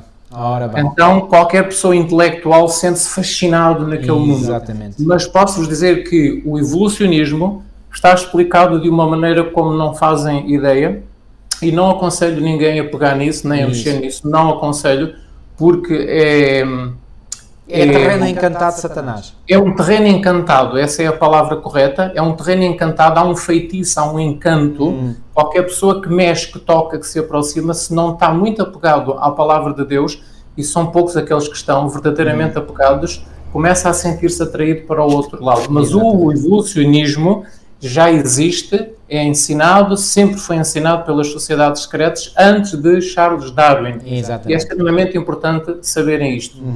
Portanto, isto é uma ideia satânica, é uma ideia luciferiana, não é uma ideia humana que surgiu na mente de Charles Darwin. Ele próprio foi também influenciado por anjos caídos para iniciar essa ideia. Exatamente. A uma outra camada da população, a uma outra camada de pessoas, não é? Mas o verdadeiro evolucionismo já existia ensinado no ocultismo. O ocultismo não tem nada de bom, irmãos. Aliás, Paulo em Romanos capítulo 1 já fala, portanto, das ideias evolucionistas que existiam no primeiro século da nossa era. Portanto, porque lá em Romanos 1, e é muito interessante a ligação que Paulo faz, por exemplo, entre o ateísmo, o evolucionismo e depois a crença ou a prática homossexual. Já agora, se me permite, portanto, em Romanos, eu vou pegar noutra Bíblia, onde eu tenho isto bem sublinhado. Romanos, portanto, no capítulo 1, reparem o que é que Paulo aqui diz. Portanto, ele diz assim, a ira de Deus, no versículo 18, Romanos 1, 18, a ira de Deus se revela do céu contra toda a impiedade e perversão dos homens que detêm a verdade pela injustiça. Porquanto o que de Deus se pode conhecer é manifesto entre eles, porque Deus lhes manifestou. Porque os atributos invisíveis de Deus, assim o seu eterno poder, como também a sua própria divindade, claramente se reconhecem desde o princípio do mundo, sendo percebidos por meio de quê? Das coisas que foram criadas. Tais homens são, por isso, indesculpáveis. Indesculpáveis porquê? Porque Paulo está aqui a dizer, não, mas as evidências de que há uma obra de criação são tão grandes, quer dizer, que as pessoas são indesculpáveis, isso é o mesmo. Agora repare, versículo 21. Porquanto, tendo conhecimento de Deus, e eu já aqui disse, Charles Darwin, por exemplo, fez o curso de Teologia, ele tinha conhecimento de Deus, ele vinha de um povo que tinha conhecimento da palavra de Deus, o povo judeu, porquanto, tendo conhecimento de Deus, não o glorificaram como Deus, nem lhe deram graças, antes se tornaram nulos em seus próprios raciocínios, obscurecendo-lhes o coração insensato. E inculcando-se por sábios, tornaram-se loucos, inculcando-se por sábios. E agora repara, versículo 23, e mudaram a glória do Deus incorruptível em semelhança da imagem de homem corruptível, bem como de aves, quadrúpedes e répteis. E quando ele fala aqui aves, quadrúpedes e répteis, isto faz lembrar a cadeia, a chamada cadeia evolutiva, que passa por estas etapas, digamos assim. Foi uma célula unicelular, depois transformou-se numa ameba, depois é mais um réptil, esse réptil saiu do mar para a terra, depois perdeu a cauda ou as barbatanas, sei lá, coisas... E já outra coisa, um pormenor também, não esqueçam isto que eu vos vou dizer, esta ideia de que a vida sobre a Terra tem milhões de anos, muitos milhões de anos, é uma ideia também que se originou no ocultismo, não se originou nos cientistas atuais, não se originou em Charles Darwin, originou-se no ocultismo. O ocultismo, os livros do ocultismo e das sociedades secretas ensinam isso. A vida sobre a Terra tem milhões de anos. Começou com formas de vida muito pequenas. Bom, eu não quero estar a explicar, claro. Mas esta ideia dos milhões de anos e da evolução das várias formas de vida é uma ideia luciferiana, é uma ideia diabólica, infernal, portanto não é uma ideia verdadeira, bíblica. E agora repare, depois de Paulo fazer aqui esta exposição, portanto, com pessoas que, apesar de ter o conhecimento de Deus, se corromperam, ele vai dizer agora no versículo 24, por isso Deus entregou tais homens à imundícia, pelas concupiscências do seu próprio coração, para desonrar o seu corpo entre si, pois eles mudaram a verdade de Deus em mentira, adorando e servindo a criatura em lugar do Criador, o qual é bendito eternamente. Versículo 26, por causa disso os entregou Deus a paixões infames. Que paixões infames são estas? Porque até as mulheres mudaram o modo natural de suas relações íntimas por outro, contrário à natureza. Semelhantemente os homens também, deixando o contacto natural da mulher, se inflamaram mutuamente em sua sensualidade, cometendo torpeza homens com homens, e recebendo em si mesmos a merecida punição do seu erro. O que é que Paulo está aqui a descrever? A homossexualidade feminina e depois a homossexualidade masculina. E diz que esta homossexualidade é a consequência, é o resultado natural destes homens terem permitido que as suas mentes se desviassem, portanto, do Criador para a criatura e para ideias completamente obscuras. E reparem, o que é que aconteceu na nossa sociedade? A ideia do evolucionismo enraizou-se de tal maneira que a defesa da homossexualidade ou do estilo de vida homossexual, digamos, foi a consequência natural de se rejeitar Deus como Criador. E nós hoje vivemos numa sociedade onde se rejeita Deus como Criador através do evolucionismo e hoje aceita-se quase universalmente a homossexualidade. Tal e qual. Não há nada de novo debaixo do sol. Exatamente. Estas tendências de hoje existiam no primeiro século da nossa era. Claro, hoje eu acredito elas estão mais, digamos, intensificadas, digamos, mais alargadas, mas a gênese deste problema já vem do primeiro século e está aqui em Romanos 1. Claro. Já vem. E já agora um outro pormenor também. Sabem porque é que a maioria dos cientistas, muitos cientistas aceitam a teoria da evolução e de que a vida sobre a Terra tem milhões de anos? Porque eles próprios são praticantes dessas crenças ocultas. Pois. É verdade. Então têm todo o interesse em desacreditar a Bíblia e têm todo o interesse em promover as suas práticas ocultas. Muitos desses cientistas são praticantes dessas sociedades secretas. É verdade. E outra coisa que eu vos vou dizer, eles têm provas de que a Terra tem, a própria Terra tem provas de que a vida foi criada e eles têm provas de que o tempo de vida sobre a Terra é muito curto, mas escondem essas provas, propositadamente ocultam essas provas. E quando se deparam com algo que realmente prova isso, eles interpretam as coisas de uma maneira que diz exatamente ao contrário aquilo que as coisas provam. É por isso que a ciência hoje em dia está falsificada. Exatamente.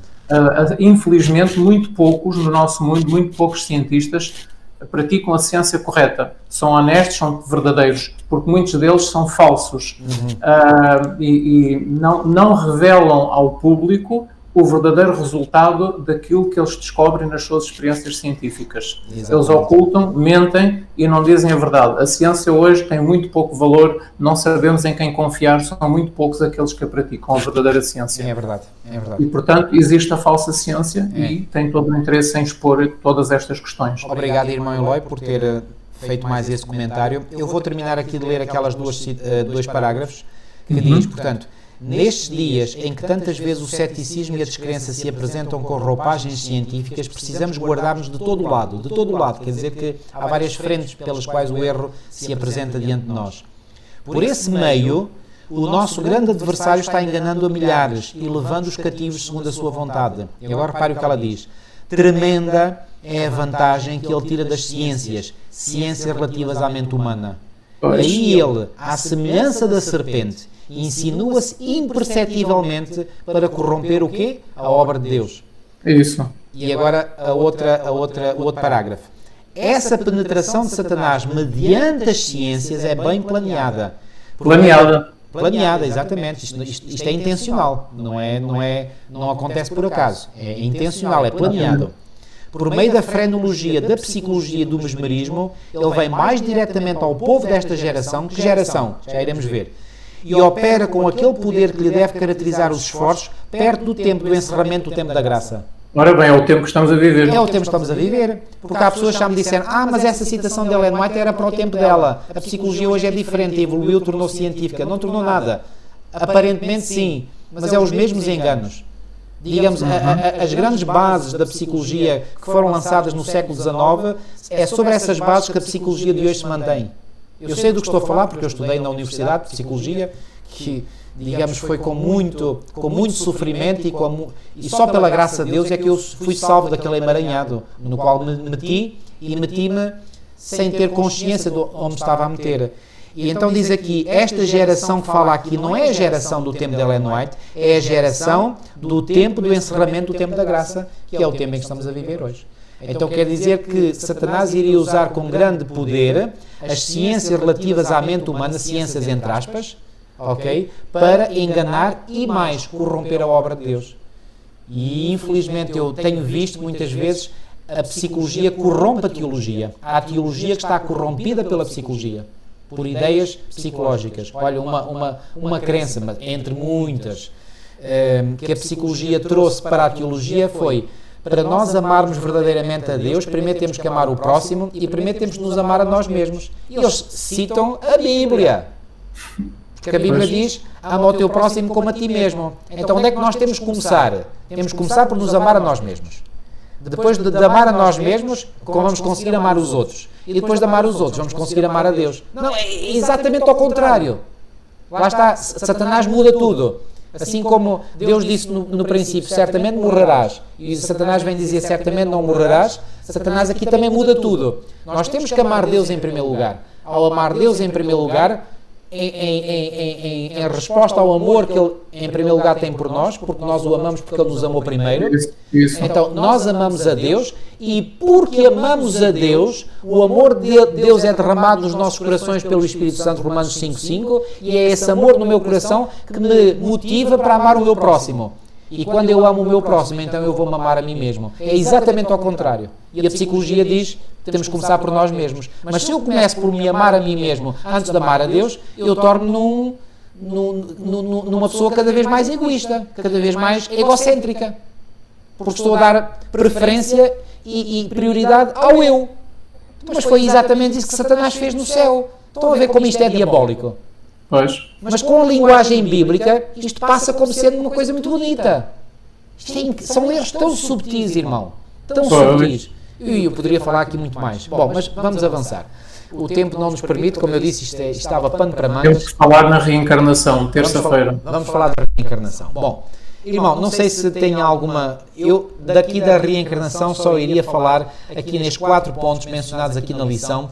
Porque é que aqueles que acreditam na Bíblia não podem aceitar esta teoria? Por uma razão muito simples. Porque é que nós, adventistas, não podemos aceitar? Aqueles que estudam a Bíblia não podem aceitar esta teoria. Irmão, esteja à vontade. Não, eu já falei muito, agora o irmão fala. Não, está muito bom, está excelente. Ok. Bom, porquê? Porque a teoria ou a doutrina da reencarnação parte do fundamento de que há uma alma imortal, e nós já vimos, portanto, que isso é um ensino contrário à Bíblia, ok? Porque quer a ideia de que quando alguém morre, vai para o céu, ou vai para o inferno, ou vai para o purgatório, ou a sua alma anda por aí a vagar pelo universo, até encontrar um outro corpo onde encarnar ou reencarnar, portanto, a ideia base é sempre a mesma, a alma é imortal. Isso vai completamente de encontro àquilo que a Bíblia ensina, porque a alma diz que a alma é mortal, ou seja, que morre. Portanto, Satanás sabia muito bem o que estava a fazer quando inventou esta frase. É que é um fundamento que depois tem várias derivações, muitas derivações, mas o fundamento é sempre o mesmo. E como o irmão disse no início desta nossa recapitulação, a ideia do erro que ele apresentou no Éden é que é o fundamento sobre o qual estão estabelecidas a ideia da imortalidade da alma, e a partir desta, a ideia da reencarnação, do inferno, do purgatório, etc. Todas as religiões falsas, todas as filosofias erradas no mundo inteiro, não é? Baseia-se tudo neste grande engano. Isto está espalhado pelo mundo inteiro, não é? Só aqueles que estudam a Bíblia conseguem detectar o erro. Exatamente. Se não for pela Bíblia, não conseguem detectar o erro pelos ensinos de Cristo. E esse erro, que disse muito bem, que está presente em quase todas as religiões, vai ser um dos grandes fios condutores pelo qual vai unir essas igrejas todas. Para unificar o mundo inteiro numa grande nova ordem mundial. Exatamente. É uma das ideias, não é a única, mas é uma das principais. Uma das vertentes da nova ordem mundial é unir as religiões. Exatamente. É uma das facetas. Exatamente. Portanto, é um dos objetivos. Exatamente. Muito bem. Então, nós não podemos aceitar este ensino porque contradiz o ensino bíblico que a alma é mortal, contrariamente de imortal, e contraria o ensino bíblico da ressurreição do corpo. Exatamente. Para que a ressurreição do corpo se a alma pode viver eternamente fora do corpo? Não faz sentido uma ressurreição do corpo. Exatamente. Nós não aceitamos também esta teoria da reencarnação porque rejeita a doutrina da salvação pela graça, pela fé. Exatamente. Não é assim? Então, por isso é que nós... Mas já agora não, por favor, continue com o que eu estava a explicar. Os reencarnacionistas creem que, portanto, eles é que têm que fazer um esforço para se purificar eles mesmos. É interessante, qual é o objetivo deles? É atingir a pureza de caráter.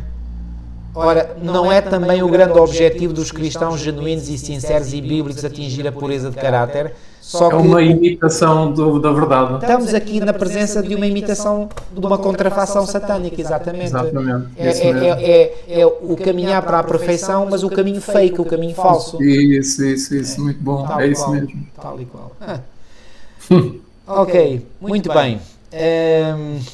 Então, contradiz, nós não podemos aceitar a doutrina da reencarnação porque essa teoria contradiz o ensino bíblico que o destino eterno é decidido pelas decisões tomadas nesta vida e apenas uma vida. Exatamente. A Bíblia diz que temos apenas uma vida para viver. E que a vida eterna, o nosso destino eterno é decidido pelas nossas decisões, pelo nosso tipo de vida que levamos nesta única vida que vivemos neste planeta. Então, se a Bíblia diz que há uma única vida, que só morremos uma vez, não morremos muitas vezes, porque quem encarna morre segunda vez, e terceira, e quarta, e quinta, e sexta, não é? Exatamente. Tem muitas mortes, conforme as reencarnações, então pode ter 100, 200, 300 mortes, sei lá, vai por aí fora. Ora, a Bíblia diz que nós morremos uma vez, não é? Então, se a Bíblia diz que morremos uma vez, não morremos muitas vezes. Exato. Então, porque contradiz este ensino bíblico, que o destino eterno é decidido por aquilo que nós fazemos nesta vida, nós não podemos aceitar esta doutrina da reencarnação. Também minimiza, também não podemos aceitar esta doutrina porque minimiza a relevância da segunda vinda de Jesus Cristo. Eu, O que é que isto eu quer nem dizer? diria Que minimiza. nada haverá da segunda vinda de Jesus se a alma pode estar ao Espírito infinitamente a Ora bem. reencarnar e a aperfeiçoar e a subir cada vez mais elevado. Não precisa da vinda de Cristo, nem precisa da ressurreição. Claro. Nem precisa que Jesus venha, nem precisa da ressurreição do corpo na segunda vinda de Jesus. Exatamente. Então, esta é a razão, porque nós, adventistas do sétimo dia, não aceitamos a doutrina da reencarnação. Está em completa contradição, em oposição a este ensino bíblico da segunda vinda de Jesus Cristo para a ressurreição do corpo e o facto que nós vivemos apenas uma vez. Onde é que está escrito que vivemos apenas uma vez? É em Hebreus capítulo 9, versículo 27. Isso. Aos homens está ordenado morrerem uma vez, diz a Bíblia em Hebreus 9, 27. Depois disso o juízo. Depois disso o juízo. Portanto, os homens não morrem muitas vezes, morrem apenas uma vez. E, portanto, por causa disto, nós não podemos aceitar a doutrina. Há pessoas que dizem assim, eu já falei com alguns ocultistas, no meu emprego, no meu trabalho, eu tinha alguém, um senhor, portanto, com um curso superior, um engenheiro, uma pessoa muito inteligente, que gostava de se sentar à mesa comigo no refeitório e comíamos juntos. Então, depois conversávamos algumas coisas e depois do almoço nós vinhamos, cada um para o seu gabinete, e nós conversávamos. Ele gostava muito de falar naquelas coisas do ocultismo, porque ele era um ocultista. Ele estava no ocultismo, ele estava bem entranhado no ocultismo, ele era um praticante. Inclusivamente, ele recebia visitas dos espíritos, das entidades, portanto, que eles dão-lhe uns nomes. E nós conversávamos muito. E uma das coisas que ele dizia é, olha, há uma prova bíblica, dizia ele, há uma prova bíblica da reencarnação na Bíblia. É o facto de que João Batista era Elias. E a Bíblia diz que João Batista era Elias, ou seja, Elias reencarnou em João Batista. E eu peguei na Bíblia e mostrei-lhe no dia seguinte, em João capítulo 1, versículo 21, que o próprio Elias diz que não era João Batista. Exato. Então, em João 1, 21, Elias diz, e perguntaram-lhe, então quem és, pois? És tu Elias? Ele disse, não sou. És tu o profeta, ou seja, Moisés? Não sou. Portanto, Elias, João Batista não era uma reencarnação de Elias, ele próprio disse que não era. Exato. Então, não existe qualquer ensino bíblico sobre a reencarnação. A Bíblia silencia sobre isso. É um silêncio absoluto. Não é ensino nem dos profetas, nem dos patriarcas, nem de Jesus Cristo, nem dos apóstolos até ao dia da sua morte. Exatamente. São ensinos que depois começaram a ser introduzidos na Igreja Cristã séculos mais tarde. E, infelizmente, muitos cristãos acreditam e aceitam nisso, mas por influência da filosofia pagã oriental. Não é? Portanto, que se infiltrou na Igreja Cristã. Então, hoje em dia, há uma mistura muito grande entre cristianismo apostatado, cristianismo corrompido e filosofias orientais. E dão as mãos. As filosofias orientais e o cristianismo corrompido apostatado dão as mãos. E está-se a formar uma grande união mundial entre as várias religiões com base também nisto, não é? É na crença da alma e da vida após a morte. Eu há bocadinho disse que é um fio condutor, mas eu diria que é mesmo o principal fio condutor que vai unir essas religiões todas. É o denominador comum de todas essas religiões falsas. Muito bem. Podemos passar talvez a quarta-feira, a necromância. Exatamente. A necromância, pois bem, necro é uma palavra de origem grega, quer dizer morto. Por exemplo, nas páginas dos jornais onde vêm as notícias das pessoas que faleceram. Necrologia. Necrologia, exatamente. Fala das aves, falamos também das aves necrófagas.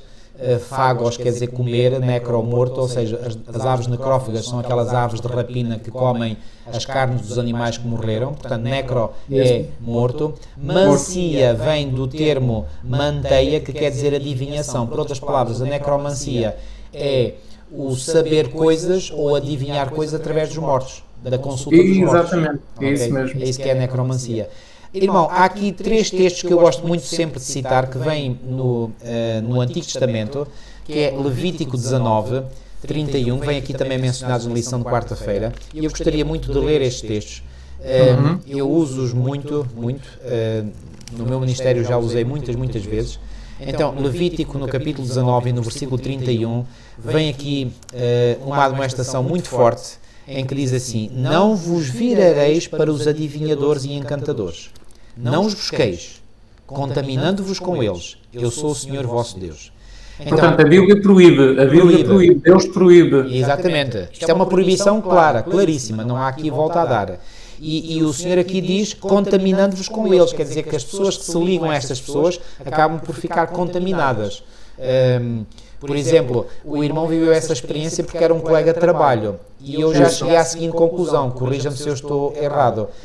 Se nós, portanto, contactamos com essas pessoas devido ao nosso, digamos, trabalho, à nossa atividade, é uma coisa. Agora, nós irmos à procura dessas pessoas para falarmos com elas, já incorremos num risco maior. Deve-se aproveitar as oportunidades que Deus nos dá. Isso. Por exemplo, esse engenheiro já faleceu, mas enquanto ele foi vivo, eu mostrei-lhe muitos textos de Ellen White, as visões que ela tinha, onde ela falava contra a maçonaria, dizia que não era de origem divina, não é? E que não era bom uma ligação nem com a teosofia, nem com a maçonaria, nem com as sociedades secretas. Portanto, eu dava-lhe esses textos. Cheguei inclusivamente a dar textos em que Ellen White vê em visão que o próprio Lúcifer irá personificar Jesus Cristo, tentando fazer o mundo acreditar que Jesus Cristo veio pela segunda vez. Então há muitas descrições de Ellen White a descreverem como é que isso vai ser, como é que Satanás, Lúcifer, vai fazer para convencer o mundo inteiro que Jesus Cristo veio pela segunda vez. E os governantes do mundo inteiro vão aceitar a vinda dele como sendo o verdadeiro Cristo. As igrejas, a Igreja Católica, as igrejas protestantes, as igrejas orientais, as sociedades secretas, todos vão aceitar essa falsa segunda vinda de Jesus Cristo. Até o judaísmo aceita. Tudo. Todas as religiões do mundo inteiro vão aceitar esta vinda de Jesus, que é falsa, que é Satanás personificando Jesus Cristo. Eu cheguei-lhe a dar as descrições que Ellen White faz, ele ficou pensativo, a olhar para aquilo tudo. Porquê? Porque o ocultismo ensina que o Cristo vai se manifestar no mundo e vai conduzir as nações do mundo inteiro a uma grande união política, religiosa e militar. Uma universal, digamos, uma conversão união universal. Eles até lhe deram um nome, os ocultistas dão-lhe o nome de Maitreya. Portanto, o Maitreya é o nome que supostamente Jesus terá, portanto, tido. Já ele deixou de se chamar Jesus, agora é Maitreya, segundo o ocultismo. Então ele vai aparecer no mundo inteiro e vai reunir o mundo inteiro à sua volta, as religiões e os governantes. E uma vez que eles estão à espera disso, eu dei-lhe essas visões em que Ellen White descreve que quando isso acontecer, que é o falso Cristo, que não é o Cristo, o verdadeiro. E para criar nele o desejo de estudar mais sobre o assunto. Entretanto, ele ficou doente, ele morreu com câncer e nunca mais tive contacto com ele. Não sei se entre tantas coisas que lhe mostrei fizeram algum efeito, nunca mais tive contacto com ele, mas o senhor sabe. Agora, irmos à procura dessas pessoas para falarmos com elas poderá não ser a melhor ideia, a não ser que o Espírito do Senhor nos mostre isso. Não é bom o contacto com as pessoas que contactam com os mortos. Porque o contacto com os mortos não são os mortos, são seres espirituais caídos, são anjos caídos que foram expulsos do céu, quando Satanás foi expulso do céu. Estamos a lidar com demónios. Exatamente. Então não é bom o contacto com os supostas almas ou espíritos dos mortos, porque são anjos caídos. Exatamente. Então é uma forma de espiritismo, é uma forma de necromância disfarçada. A pessoa pensa que está a falar com o morto, mas não está. É um anjo caído. Portanto, isso é perigosíssimo entrar em contacto com essas entidades espirituais. Ellen White, inclusivamente, ela recomenda os obreiros da Igreja, se houver uma estrita necessidade de entrar em contacto com essas pessoas, que eles vão acompanhados, nunca sozinhos. Porque assim, portanto, aliás, não é por acaso que Deus enviou, Jesus, Ele próprio enviou os seus apóstolos 2 em 2, não é? Para se apoiarem mutuamente. Porque quando nós entramos, e sobretudo se nós vamos visitar as sociedades deles, eu nunca fiz, nem penso fazer, Deus me livre disso. Então aí nós estamos claramente a colocar-nos da boca do inimigo, quer dizer, estamos a colocar-nos na boca do lobo, como se costuma dizer. Irmão, há mais algum texto bíblico em que a Bíblia nos mostra que realmente isso é proibido? Portanto, em Levítico, no capítulo 20 e no versículo 6, diz assim: quando uma alma se virar para os adivinhadores e encantadores, para se prostituir após deles, eu porei a minha face contra aquela alma e a extirparei do meio do seu povo. Então, só um pormenor, eu não sei se alguns já repararam, mas em Levítico 19:31 E agora, neste versículo que foi lido em Levítico 20, versículo 6, Sim. a tradução da Almeida Revista e Atualizada, em vez de adivinhador, tem a palavra necromante. Necromante, exatamente. É. Então, aqui o que o texto está a dizer é que Deus proíbe a necromância, o contacto com pessoas que se contactam com os espíritos dos mortos, supostamente, que são anjos caídos. Então, a palavra necromante aparece em Levítico 19:31 e em Levítico capítulo 20, versículo 6, aparece também a palavra necromante, que nas traduções antigas está adivinhador. Porquê? Porque o adivinhador de antigamente adivinhava por contactar o espírito, supostamente, de um morto. Exatamente. E era suposto que os espíritos dos mortos sabiam essa informação toda. Exatamente. Mas eram anjos caídos, não é? Há mais algum texto ainda, irmão? Há, Levítico 20, 27.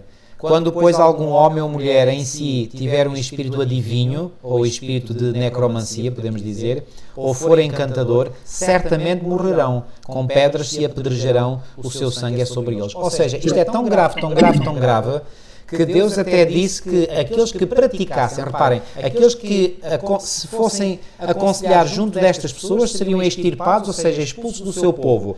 Mas aqueles que praticassem estas práticas, a pena capital era, portanto, o que eles deveriam sofrer, a pena de morte. Ou seja, não havia apenas uma proibição, mas havia uma ordem de punição. Punição, exatamente. Muito claro. Portanto, isto é realmente grave aos olhos de Deus. Grave. Há mais algum texto ainda em que Deus proíba? E finalmente, Deuteronômio, no capítulo 18, a partir do versículo 9, lemos o seguinte: quando entrares na terra, isto foi algo que o Senhor advertiu o seu povo quando vinham do Egito e quando estavam para entrar na terra prometida, na terra de Canaã. Quando entrares na terra que o Senhor teu Deus te der, não aprenderás a fazer conforme as abominações daquelas nações. Que abominações é que aquelas nações faziam? É só continuar a ler. Versículo 10. Entre ti se não achará quem faça passar pelo fogo o seu filho ou a sua filha. Ou seja, essas nações praticavam sacrifícios de crianças. E hoje isso é praticado. Hoje isso é praticado. Claro, de forma oculta, secreta, mas é praticado. Aliás, uma vez até li numa fonte, e parecia-me ser uma fonte, enfim, relativamente confiável, não vou afirmar a 100%, mas li numa fonte que muitas das crianças que são desaparecidas e que nunca mais são encontradas, muitas delas, portanto, não são mais encontradas porque são usadas em sacrifícios humanos, portanto, diabólicos. É uma realidade isso. E depois diz aqui, nem adivinhador, nem prognosticador, nem agoureiro, nem feiticeiro, nem encantador de encantamentos, nem quem consulta o espírito adivinhante, nem mágico, nem quem consulta os mortos. Pois tudo aquilo que faz tal coisa é abominação ao Senhor, e por estas abominações o Senhor teu Deus as lança fora de diante deles. Uma vez mais, a palavra necromante aparece na Almeida Revista e Atualizada no versículo 11. Exatamente. Deuteronômio 18:11. É a palavra necromante. Exatamente. É aquele que consulta os mortos. E depois dos versículos 13 e 14 diz: perfeito serás com o Senhor teu Deus, porque estas nações que hás de possuir ouvem os prognosticadores e os adivinhadores, porém a ti o Senhor teu Deus não permitiu tal coisa. Não permite, Deus não permite isso ao seu povo. Aos cristãos, Deus não permite isso. Não, isto é terreno proibido. É proibido, é a palavra certa. É o sinal de trânsito. Trânsito proibido. Isto é trânsito completamente proibido. Isso mesmo. Irmão, vamos passar rapidamente à lição de quinta-feira. Na lição de quinta-feira fala de personificações e outras aparições. Isto é típico do Espiritismo, porque o Espiritismo baseia-se na convicção de que os mortos não estão mortos, portanto estão no outro estado de vida, não é? E então aparecem nas sessões espíritas as pessoas que morreram. Ora, o que aparece lá, como diz aqui, elas podem assumir a forma de um membro falecido da família, a aparência física como a voz são muito semelhantes aos dos falecidos, mas tudo isto é obra do grande mestre, portanto, Satanás e dos seus demónios. Portanto, as pessoas mortas não aparecem. Os demónios é que têm a capacidade de criar imagens virtuais, porque se a pessoa lá se chegasse junto àquela pessoa e a palpasse, não sentia nada. Portanto, são imagens virtuais que eles têm a capacidade de criar e eles imitam na perfeição a voz. Claro, sabem os segredos dessas pessoas que faleceram e ao comunicarem esses segredos, eles assim atraem, portanto, a confiança das pessoas que os ouvem. Okay? Exatamente. Esse é um estágio, essa é uma, ou seja, para muitas pessoas eles aparecem assim, mas para muitas outras pessoas eles materializam-se mesmo em carne. Pois, e podem aparecer nas sessões espíritas e podemos apalpá-los, podemos cumprimentá-los, podemos até abraçá-los, portanto há situações em que eles realmente fazem isso Eles aparecem, materializam-se em carne, em corpo, e nós temos muitos milhares de situações em que isso aconteceu. Portanto, existem essas duas situações. Por exemplo, eu falei das imagens virtuais porque, por exemplo, aquelas serpentes que os magos do Egito transformaram não eram serpentes verdadeiras, não eram serpentes com vida. Pois, são aparências. Porque Satanás não tem a capacidade de criar vida, ok? Agora, nós também sabemos que os demónios também têm matéria, não é? Portanto, não são só o espírito, têm matéria, não é? Por isso é que eles arderão no fogo do inferno após o milénio, não é? Portanto, sim, pode acontecer. Eu uma vez ouvi uma experiência contada pelo pastor Mark Finlay de um casal de missionários que estavam em África e perderam uma filhinha, portanto, que estava no início da adolescência. E quando regressaram da cerimónia fúnebre no cemitério, a senhora subiu até ao primeiro andar onde ficava o quarto da menina e quando olhou para a janela viu a menina a vir em direção à casa. E ela ficou estarrecida porque ela sabia a verdade que a Bíblia fala e ficou ali quase como que imobilizada, ok? E ouviu a porta da casa a abrir-se, ouviu os passos da menina, entre aspas, a subir pelas escadas, pressentiu a menina, entre aspas, a entrar no quarto e sentiu que a menina veio por detrás dela e a abraçou e disse: mãe, estou aqui, não temas, eu estou bem. É terrível. E naquele momento ela diz que, embora sentisse que as suas emoções pendiam para querer aceitar, ela sabia, lá está, a razão falou mais alto do que os sentimentos, ela sabia, à luz da palavra de Deus, que não podia ser a sua filha. E então, naquele momento, ela proferiu estas palavras: arreda de mim, Satanás, em nome do Senhor Jesus Cristo. E essa força, essa influência, essa sensação, eclipsaram-se num instante. Então, isto para dizer o quê? Que é possível que realmente possa sentir o abraço, mas eu me pergunto, será que é mesmo um ser em carne que ali está, ou eles podem provocar essa sensação em seres humanos? É uma dúvida que eu tenho. Os escritos de Ellen White, elas dizem que eles se materializam em carne humana e aparecem como homens, como pessoas, humanos. E nós nem sequer, muitas vezes, nem sequer sabemos, não nos apercebemos que aquela pessoa que está ali não é um ser humano. Pois. É um anjo caído, mas com o aspecto, a forma, é como se fosse um ser humano. Exatamente. Nós nem sequer suspeitamos e falam. Ela até diz que nas assembleias constituídas. Isso, por exemplo, exatamente. Exatamente. Existe um caso até de uma médium espírita muito famosa na América do Sul que se converteu à Igreja Adventista e quando ela se converteu e se batizou e entrou na Igreja Adventista, os espíritos foram atrás dela e encontravam-na na rua. E estavam perfeitamente vestidos como pessoas normais, tinham sobretudos, tinham casacos, tinham chapéus, portanto cumprimentaram-na, portanto ela sentiu as mãos, tanto carne como carne de pessoas, e quando olha para o rosto, é exatamente o rosto dos espíritos que ela via como médium espírita. Uau! Então, e não se esqueçam da visão que Ellen White tem, quando ela vê Lúcifer no seu estado atual, ela diz que a carne lhe pende da face. Isso. Portanto, eles têm a matéria, eles são seres materiais, mas não se deixam ver. E podem ter, e também têm certas características, como passar através da matéria física palpável, não é? E podem entrar e sair de edifícios, etc. Mas quando querem, podem se materializar e assumir o aspecto da carne humana e tornam-se palpáveis materiais. E essa médium espírita recusou esses contactos 2 ou 3 vezes, eles nunca mais apareceram. Encontravam-se com ela na rua, ela estava a ver uma montra, por exemplo, ou estava aí num passeio, eles vinham ao seu encontro, olhavam para ela e falavam para ela. E eram pessoas normais, como outras pessoas. E eram os anjos caídos. Portanto, e Ellen White diz que eles falam nas assembleias para que se façam leis contra o povo de Deus, e Deus manda anjos em forma humana para falar nas assembleias também, para protegerem o povo de Deus e para que se façam leis que impeçam, ou que não saiam essas leis, ou que haja leis para contrabalançar essas leis más que Satanás emite nas assembleias legislativas. Nós temos que realmente tomar cada vez mais consciência de que a realidade que nós vemos é comandada pela realidade oculta, ou seja, pela realidade sobrenatural. Sim, cada vez mais. Eu posso-vos até dizer, estamos a falar em quinta-feira de personificações e aparições, eu posso-vos dizer até que uma das grandes maravilhas do mundo novo, da nova ordem mundial que vai acontecer, é que os anjos caídos vão estar vão viver dia a dia com as pessoas ao seu lado. Eles vão estar com as pessoas, vão caminhar com as pessoas, vão estar com as pessoas, e o mundo vai dizer, então temos os anjos connosco, eles caminham connosco, eles vivem connosco durante o dia, eles estão connosco no nosso dia a dia. E vocês, adventistas do sétimo dia, estão a dizer que isto tudo está errado e que isto tudo é diabólico. Então o mundo não vai conseguir entender, porque não amam a Bíblia, não amam a verdade, não vai conseguir perceber que aqueles seres que estão com eles não são anjos de Deus, mas são anjos expulsos do céu, são anjos caídos. Mas eles vão estar em corpo físico, material, ao lado das pessoas e vão conviver com elas no seu dia-a-dia. Isto é impressionante, é arrepiante, mas o mundo vai chegar a este ponto. E quem não estiver bem apegado à Bíblia vai com certeza ser enganado, porque é os sentidos que dizem, eu estou a ver, eu estou a ouvir, eu estou a palpar, não é? Então, muita atenção, eles materializam sim e vão se tornar com um aspecto material palpável. Ok, irmão, hoje nós acho que atingimos o recorde do tempo.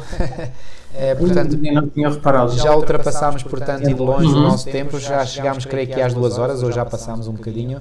Vamos ficar por aqui. Eu sei que havia muito mais para dizer, mas, bom, quem tiver interesse nestes assuntos e em aprofundar, certamente que nos ouvirá. Mas o mais importante não é nos ouvir a nós, é conhecer o que a palavra de Deus diz e firmar-se num assim diz o Senhor. Vamos terminar com uma oração. Nosso querido e amado Pai, muito obrigado, Senhor, porque mais uma vez nos deste a oportunidade, a mim e ao irmão Eloy, de podermos apresentar algo que está revelado na Tua Palavra e algo que vem, digamos, desmontar todos estes terríveis enganos com que o inimigo e os seus demónios procuram enganar, se possível fora, os Teus escolhidos. Mas nós sabemos, Senhor, que aqueles que estão bem arraigados em Ti, na Tua Palavra, não se deixarão enganar. Louvado seja o Teu nome por isso, Senhor. Obrigado pela Tua proteção, pela proteção que nos dás através do Teu Espírito Santo, dos Teus santos anjos, que essa proteção, Senhor, continue a estar sobre nós e connosco e livra-nos realmente de todo o mal e dá-nos a coragem e a motivação para comunicarmos a verdade de forma clara, para que aqueles que ainda estão no erro possam acordar e possam converter-se a Ti antes que seja tarde demais. Fica connosco, tudo isto nós te pedimos e pela fé te agradecemos, em nome de Jesus. Assim seja. Amém. Ok, amigos, até uma próxima oportunidade, até para a semana que vem, para a lição número 12. Que Deus vos abençoe grandemente. Até à próxima.